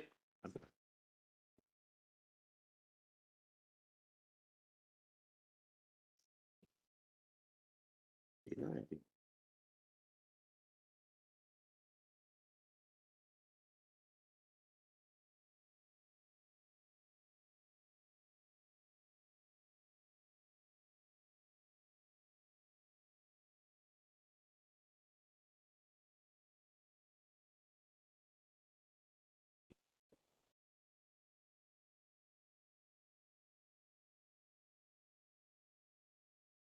Page 62. 62.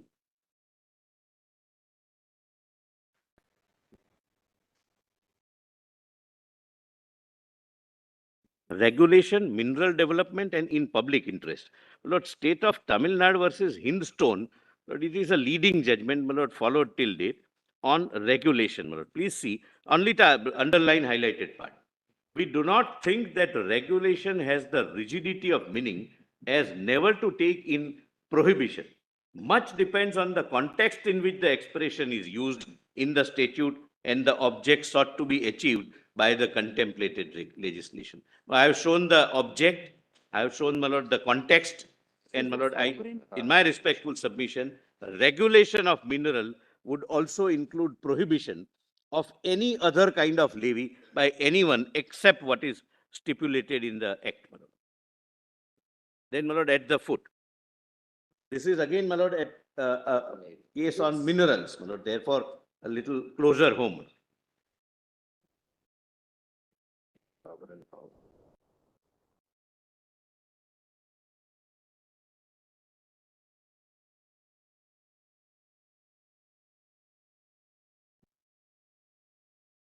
Support by so this. So it's clear.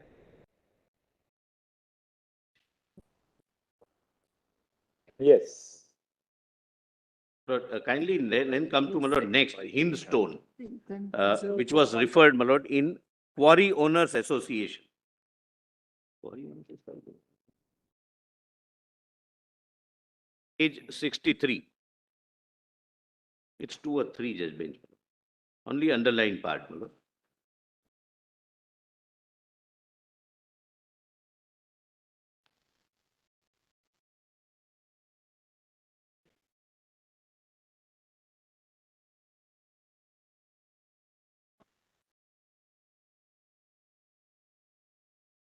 Only underlined part, the word regulation may have a different meaning in a different context, but considering it in relation to the economic and social activities, including the development and excavation of mines, ecological and environmental factors, including states' contribution in developing, manning and controlling such activities, including parting with its wealth, that is, the minerals, the fixation of rate of royalties would also be included within its meaning.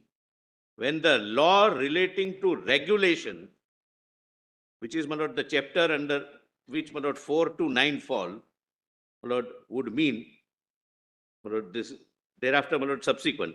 So in regulating mineral development, the royalty stock dead rent is the inherent part of it. The state has thus before it, state means capital S, not the state government. The state has thus before it a number of factors as aforesaid, which would guide it to fix, enhance, or modify the rate of royalty or dead rent payable by a lessee. My lord, similar, my lord, are the judgment, my lord. I am not duplicating, but kindly treat them as read, my lord. In the name of regulation, can the sovereign function or the sovereign priority to impose a tax be taken away by another sovereign? If constitution entry permits, yes. Therefore, 50 permits that. intentionally, the words uses any limitation.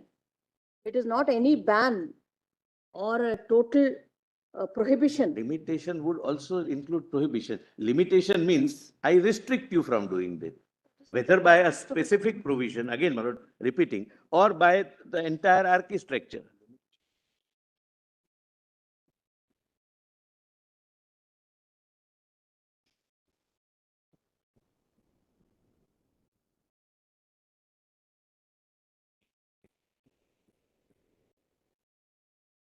No, limitation can mean even extinguishment, that I limit you, I restrict you. Limitation doesn't mean that don't charge more than one. Limitation is a very wide term with wide connotation, my lords. Limitation can include, my lord. I am not on this matter, otherwise also. Limitation, I don't think the other side also argues that limitation cannot lead to prohibition. It can lead to prohibition. The prohibition is specific, or you have to see the entire architecture, that is the question. Lord, then, my lord, page 67, I'm not reading it, just hurriedly taking your lordship through.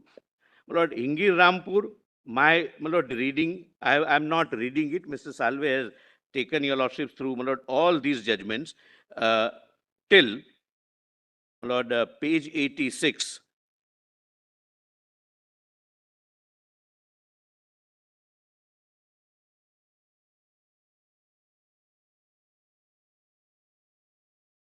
Page 85, my lord, sorry. No, 86, 86. Lord, I am not reading it. This is my interpretation of judgments from Hingir Rampur. Now, my lord, the last but one point, my lord. Entry 14, my lord, I'll just make two propositions, my lord, because Dr. Singhvi is arguing on that, my lord, that land at entry 49. But, anyway, my lord, my learned friend, I'm just, Lord, the argument was that if I do not fall under entry 50, the text, I can always text under entry 49. Your lordships would recall. Well, please see entry 49.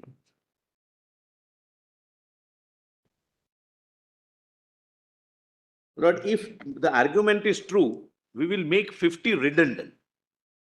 That is number one. And number two, when there is a specific entry, general entry can never be resorted to. Lord, please see 50.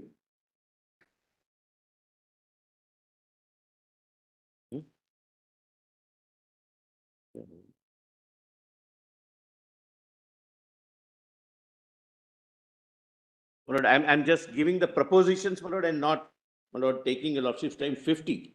Taxes on mineral rights subject to any limitations imposed by Parliament by law relating to mineral development. Now, 49 comes if they fail in 50. Their argument is that if we do not have the competence under 50, then we rely upon 49. Please see 49. Taxes on lands and buildings. If they have no- I'm sorry to interrupt, but I must clarify, it's not that entry 50 doesn't apply, then 49. It's entry 49, and if that doesn't apply and you say because the measure is minerals, then also what is 50. It's a reverse, not what you are saying. As I have shown, my lord, first of all, as I have shown from, my lord, the subgroup, my lord, this so-called artificial distinction between measure of royalty, namely in terms of tons or in terms of area, is now blurred. It has always been blurred. For some minerals, it is on tonnage basis. For some minerals, it is on the basis of area. So it doesn't matter, my lord, whether your mode of taxation is the mineral itself or the land itself. But, my lord, the land tax on land and buildings is a separate entry, not only separately defined, but the term land would take color from buildings. What it provides for is, my lord, property rights or something which deals with land, not anything below that. Another thing, my lord, the very fact that for the purpose of taxing you have entry 50 and for regulating that very product entry 23 and also 54 in list 1, oust, my lord, 49. This is, my lord, an argument of desperation, that my last ditch argument, that if I do not fall anywhere, then I'll fall under 49. Well, land and building is completely a different subject. My lord, there are two Constitution bench judgments, my lord. One is, my lord, at page 87, Waverly Jute Mills Company versus Raman and Company. I'm not reading it.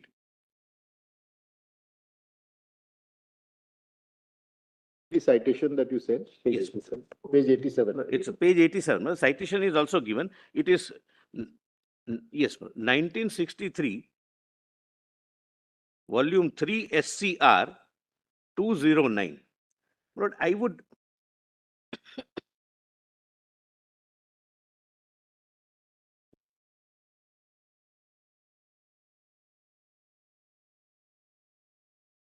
Lord, I'm sorry.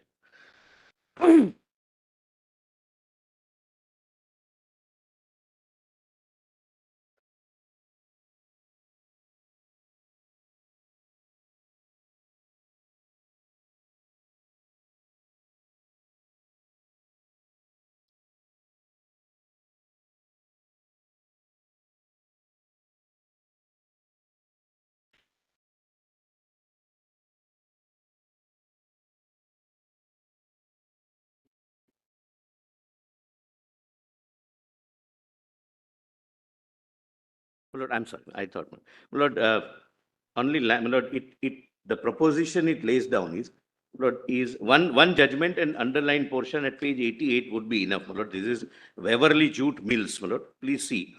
It follows from this, your lordship gets, Lord, underlined portion. My Lord Justice Roy gets. Yes, yes, it true. follows from this that where there are two entries, one general in its character and the other specific, the former must be construed as excluding the latter. This is only an application of general maxim that generalia specialibus non-derogant. It is obvious that if entry 26 is to be construed as comprehending forward contracts, then future markets in entry 48 will be rendered useless. Raised our judgments on the same propositions. Lord, I am not, my Lord, reading, but I would earnestly request your Lordships to just glance through them, my Lord. They are really illuminating paragraphs. But, my Lord, it would be unfair, my Lord, on my part, my Lord, too. Now, my Lord, page 91. Nature of royalty. Lord, my respectful submission is very categorical and specific.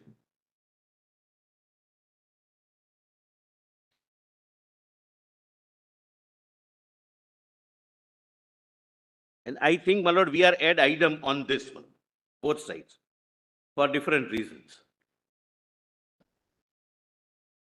My Lord, royalty is not a tax.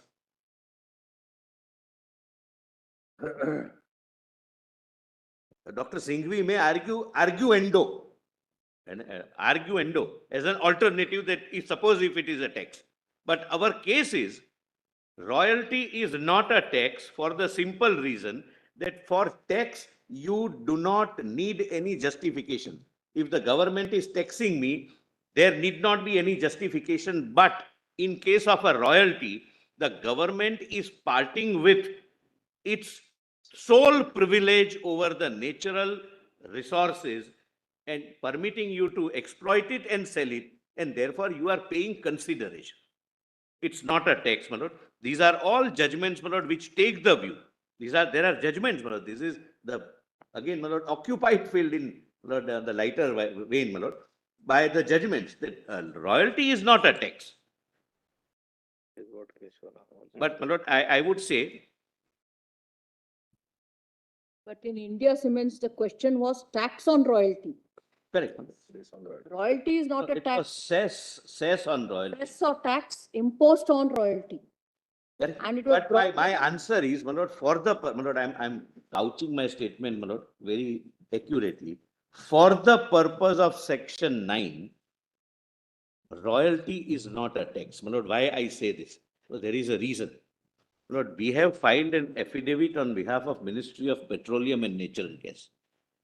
For petroleum and natural gas, which are also minerals, there is a separate entry, namely entry 53. Right. And there is a separate set of acts. There are 2 acts. There, my Lord, the concerned public sector undertaking is, my Lord, taking a stand that it is a tax, which it can take, my Lord, because entry is different and the statutory scheme is different. But so far as section 9 is concerned, and the architecture of MMDRA is concerned, the royalty on minerals covered by MMDRA is not a tax. Lord, if your Lordship would like to write it down, volume 3G is the affidavit of the MOPNG.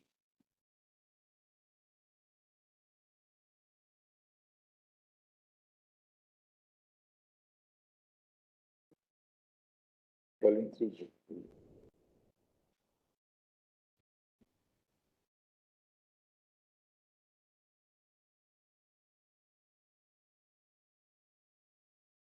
Lord, I must say, Lord, initially, both minerals and petroleum, that is called mineral oil, were, my Lord, under the same regime of 48 Act.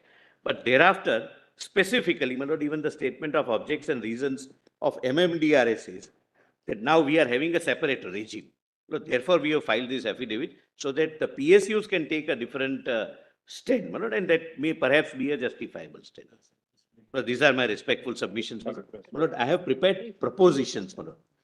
I may, my Lord, revise it and file it by tomorrow, my Lord, so that your Lordship may get, my Lord, what are my legal propositions. It is available. I have also uploaded, but during the course of the hearing, my Lord, I would like to, my Lord, make some changes, my Lord, for your Lordship. Certain. My Lord, privilege to assist. Thank you.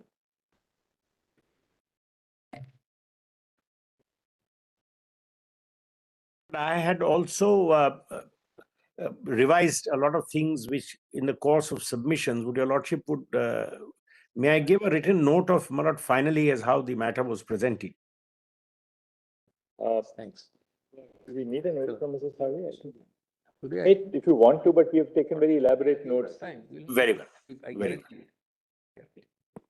Now, let's, in a-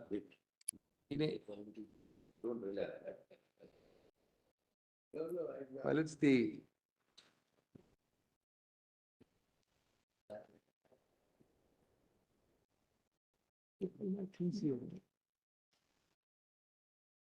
Wait, please, my lords. Hearing Mr. Dr. Singhvi. Well, as I have a written note, it gives the civil appeals where I am appearing, KISMA and others, the numbers are given there. I'll take your lordship through it. At the outset, let me say this, fellas. The advantage or disadvantage of the 9 judge benches that your lordship, though not on a tabula rasa, are not bound by any landscape. So whatever your lordship does is what is most persuasive or on first principle. So we will cite cases, but they are only intended to be persuasive this way or that way.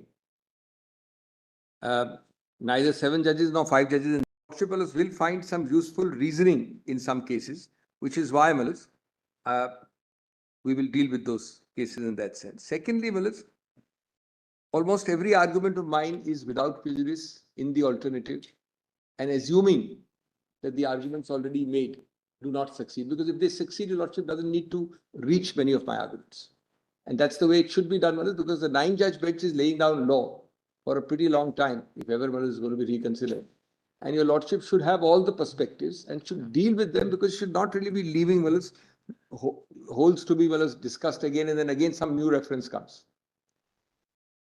Thirdly, your lordship will always keep in mind a general view, a general question which I want to ask again and again. Ultimately, all this is being done, all these exertions are being done because of KESORAM. And my humble and respectful submission is, my question to myself is that there has to be something very special about KESORAM's correctness for your lordships to go in that direction or adopt that view. Because according to me, KESORAM, apart from all that other debate about 5 judges touching on 7 judges, not referring it to 9 judges, but themselves deciding, etc., that is a separate debate. KESORAM, what is so wrong with India Cement? And conversely, what is so special and right about KESORAM? That, if I may use a phrase, not irreverently, it sets the cat amongst the pigeons on a certain corpus of law, which has been going on and on. And that question, I believe, is not satisfactorily answered, because KESORAM really does an ipse dixit. Now, I have done this. I have, the other thing about 9 judges, by the time we reach the 3rd or the 4th persons, we have to take our original written submissions and chisel them down, cut off what is covered. So that's what I've done. I've tried to chisel them into 6 propositions, which remain. And they are mostly in the alternative. They are right on the top of my submissions, which your lordship, I'm told, gets at volume 2E, page 305. Give me submissions. Put it here. Mine is not correct. Mine is the old one. I'm going to only stick to those 6 propositions, and everything, including case law, relevant portions are quoted there, so that speed will be assisted. The lordship will not have to spend. Page 305. I'm told this volume 2E 305 is been loaded. Yes.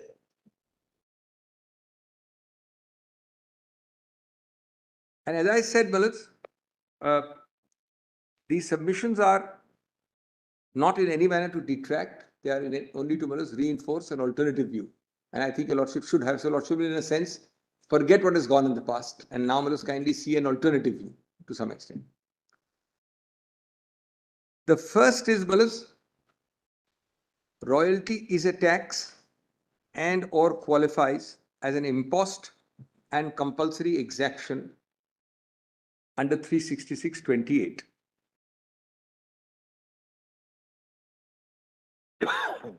In my submissions, I've pinpointed the paras dealing with this, B1 to B32, and the pages 21 to 32.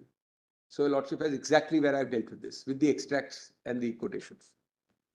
It just fell as Mr. Mehta ended, fell from my Lord Justice Naganathan, India Cements. India Cements directly holds it to be a tax. It then says a cess is also a tax, so it's a tax on tax. Para 34. I'll come to it. There's no India Cement or KESORAM binding you whether it's 7 or 5. But what is the lordship see the intrinsic worth of the reasoning? It's not wrong. So the first is well as royalty is a tax and qualifies, and my more concern is the second part of the sentence, impost, compulsory exaction, etc., and the test of a constitutional article, not merely a statute. My second submission is, well as, and I don't think enough well as weight has been given to that. A second very important levy, it may be a little less in quantum term, very important levy, dead rent, is clearly, well as, of course, based on acreage, and being a tax, clearly a tax, is directly occupied by 9A, not 9A. The paras are given B29 to 32, 31 to 32. This tax is a tax on mineral rights. Unlike my fourth argument, which is a little different. This is a tax on mineral rights. The third, of course, although your lordship dealt with it, I'm going to be always arguing a little addition here. Entry 97. And the reasoning will go, if I may just summarize the reasoning.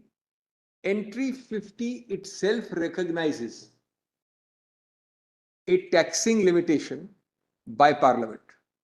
Your lordship is looking at the second part of 50. Your lordship sees the opening word is taxes. The limitation must include limitations of taxation. Has to. Otherwise, the section can't be read properly. I mean, the entry can't be read properly. I'm just summarizing my point 3 because I'm developing it later. I'm just summarizing it. So, step 1, entry 50 recognizes taxing power of Parliament itself in its own entry. Second, it recognizes a limitation on that taxing entry on itself because of a parliamentary superior taxing right. Third, it then says that therefore, I'll be excluded. It can only be by combined application, because it's tax you're talking about, of 54 read with 97. Because taxing is specifically dealt with in 97. Now my Lord's query, which I'll be dealing with, namely, In the the 248.2. governs a 248.2. tax otherwise not specified in any of the. 248.2. I said so. The moment it is specified. 248.2. No, no. Your lordship is really formulating 248.2. That's the query my lords put. 248.2 is otherwise not specified. Entry 50 specifies a taxing limitation itself. But therefore, Yes. such a tax has to fall under entry 54. It can't Read fall. with 97. An entry which has been forgotten, dealt with 3 of your lordship's cases. It cannot ever fall under entry 97 because it is tax which is specified in one of the lists. Entry 54 and 97 read conjointly.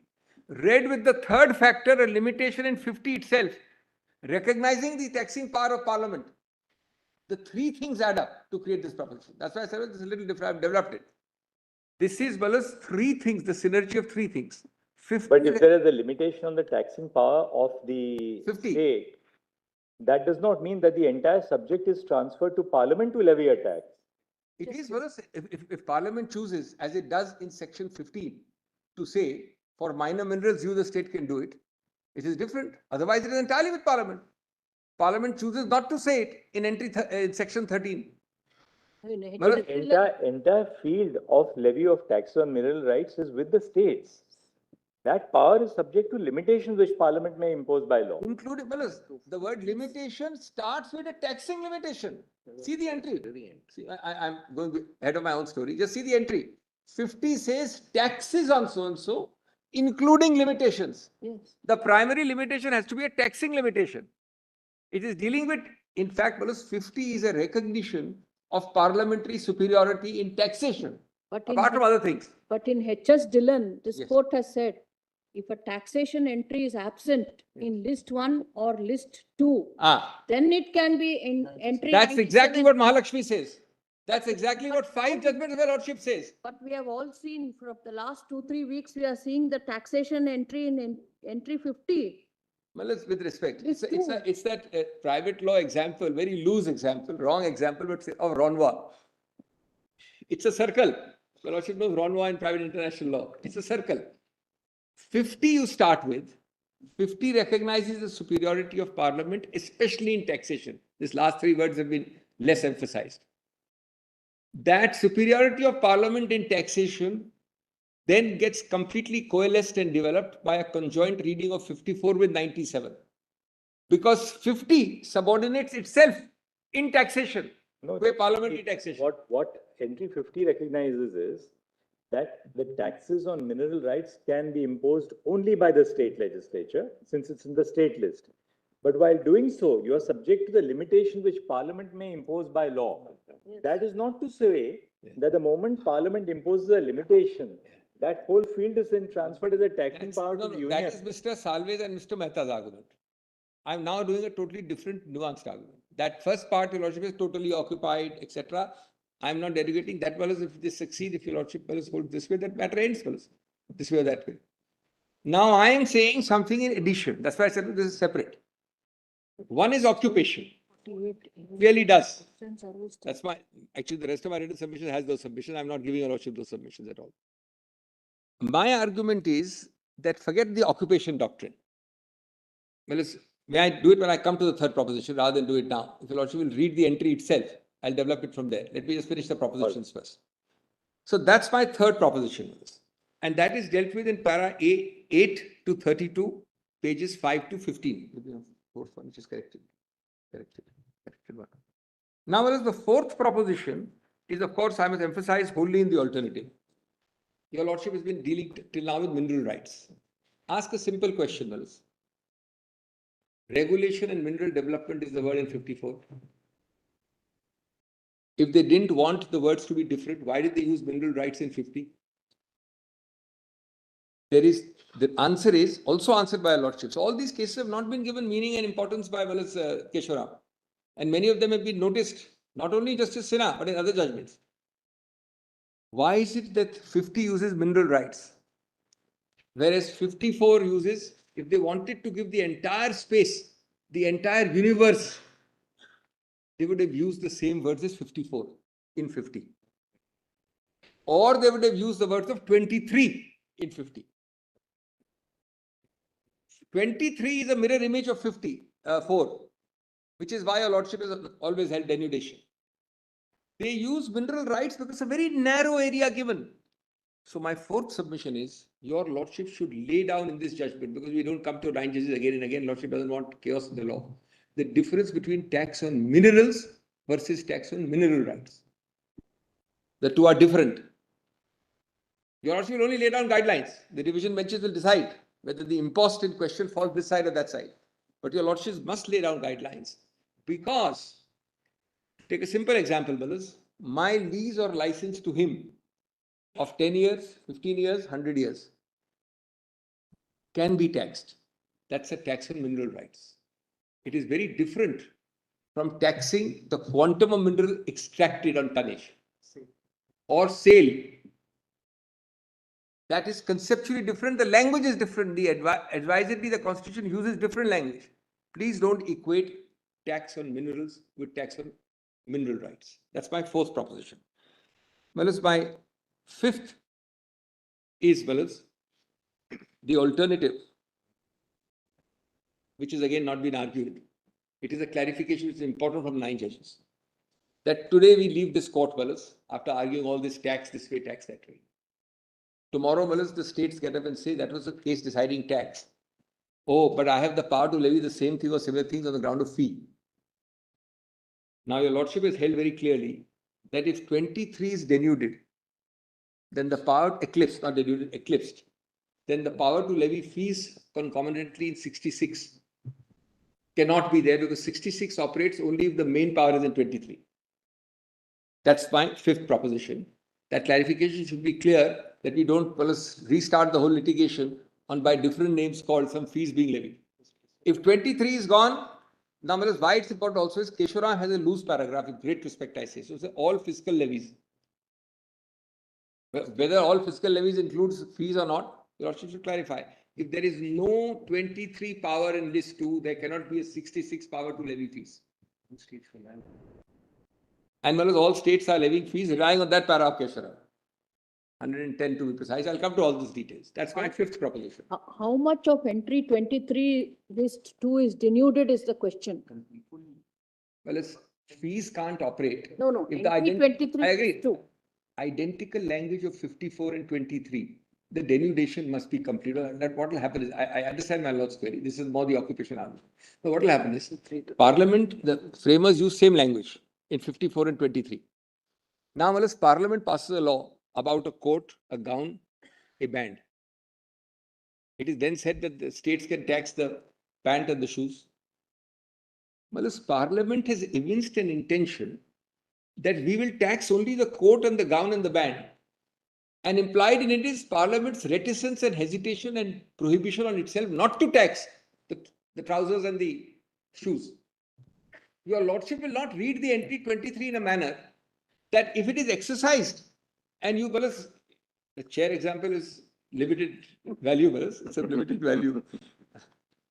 A lighter vein, Mr. Mehta seems to have taken Chief Justice's advice. He moved me one chair further. He occupied my this chair also. I'm worried that he follows the Lordship's advice too literally. But, the answer to my Lord's very important query is that the occupation is not that your Lordship will then encourage piecemeal legislation by Parliament and say that you are not able to occupy because you intended to occupy. Because the intention of Parliament is that we believe in our wisdom that only the coat and gown must be taxed. But the subject matter is the same, Manoj. There can't be a dispute. In entry 60 is one advantage I have subject to your Lordship's kind discretion. 66 is entirely dependent on 23. Now 23 and 54 fortunately have identical or virtually identical language. Then the denudation will not operate. In my coat and trousers example, on only how far the taxation is gone. Then it will not. That's my submission. And the last one, is very interesting. I've made a self-contained note, which I may not read, it's about 9 pages. It gives 10 fundamental reasons. 3 of them why there is no typo in India Cements as contended by, as found by KESORAM. And 7 other patent errors of KESORAM. You'll also will see only two lines of that. I will read out of those 10 pages about 1 page, 1.5 pages. For example, KESORAM says that India Cements cites 2 High Court judgments, but does not follow 4 other High Courts the other way. And therefore, India Cements is wrong. Actually, what India Cements does is, it cites those 2, it cites the other 4, and says we prefer these 2. A point which KESORAM completely misses, or in fact overlooks. All right, Dr. Let's now start one by one. We are just almost at 5 to 4 now. Tomorrow. We'll continue tomorrow. I will now, finish well in time. Mr. Ganguly will get enough time. Who follows Dr. Singhvi now?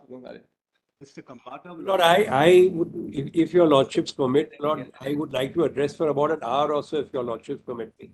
So, Mr. Kampata, Singhvi, then Mr. After me, Mr. Ganguly is there. Mr. Ganguly will argue. Mr. Bagaria. No, I take 15 minutes. There's a referral order. We just want to put you. Tomorrow, everyone has to finish by lunch. Dr. Singhvi will give you 10:30 to 3 o'clock. Make it. Mr. Dwivedi will get the full of Thursday and some part of tomorrow also. Dr. Singhvi, what we'll do is this. We'll give you 10:30 to 11:15. We'll give Mr. Ganguly 11:15 to 11:45. Mr. Bagaria 11:45 to 12:15. Can I say one? Mr. Khambata 12:15 to 1:45 and 15 minutes for you. Well, That's only it. one thing. Everybody else, your Lordship has seen the nature. Allow me at least 1 hour, Malad. It won't be fair otherwise on the submissions. I was wanting 10 minutes, Malad. In Dalmia Cement, the order by a 3-judge bench, where they referred 6 questions and directed it to be tagged along with this. Now, Malad, my submission is I'm going to request your Lordship. Those out of the 6, only 1 relates to nature of royalty. The remaining 5 can be kept separately. Subsoil right, who owns the minerals, etc. That's so I've made a PowerPoint presentation, and I'll just take 8 to 10 minutes, about 6 slides I have to show your Lordship. Your Lordship. So you want that to be detagged then? I have to make except on royalty. On the royalty issue. Remaining, I'm not submitting. And to save time, I made a I think that should be detagged, Manoj. That should be detagged. No. I have a similar request. The subsoil can be ONGC and other. ONGC also go detagged, yeah. ONGC, So oil, you can tell us which are the matters to be detagged. I think on this there should be no dispute. Mr. Dwivedi, Mr. Datar and the Learned Solicitor General, please give the Courtmaster by tomorrow morning the list of matters which are to be detagged. Yes. Mr. Datar, we will detag your matter as well, On royalty, since we have heard arguments on what is the nature of royalty, I'd we only can take a submit on small entry note. 50. I've just submitted on entry 50 as to what is this, but I've made this submission, Lord. I've said that the levy, entry 50 talks of tax on mineral rights. Tax has three components: levy, assessment, collection. Levy is taken away by 99890, so I've made a chart. So only levy is taken. Give us the chart. Lordship may just. But we have given you the bottom, 1 second, we have given you the bottom line. All learned counsel have to put their heads together so that you finish by lunch tomorrow. Absolutely no question of going ad nauseum. We will never finish otherwise. This will go on to next week and we have another matter next week. May I just say one thing? The other submission we have made in the context of mining lease. Lord, mining lease is normally for a particular area, 20 square kilometers, 40 square kilometers. So we have drawn a map. Tamil Nadu's goal is entry 49. All right, we'll de-link your matter, Mr. Datta. No. Mine only on royalty. Yes, it should Mine be only dealing. royalty. Mining lease is only entry. my lord, The mining lease. Royalty, we'll hear you in we'll give you 5 minutes to hear your arguments on royalty. We have heard. This is going to be done at some moment. We will not be able to do justice. my lords, I just wanted. I'll cut 1 hour from my argument. Allow me till 11:45, Mr. We Datta. have, Mr. Dr. Dwivedi Singh, will we get have the no whole- difficulty. He'll We get have the no whole Thursday. difficulty. Anybody who feels that, everybody has to decide now that, well, I'm only who's going to take how 11:45 much to time? 11:15. I'll finish by 11:45. But no difficulty. So My lords, I was. Yes, I'll attempt to complete in half an hour. Till 4 o'clock. This side will know. Sorry, we'll not do Otherwise, that. it won't fit. Written submission. My lords, I was wanting 5 minutes. Whoever my lords. remains written submissions, Mr.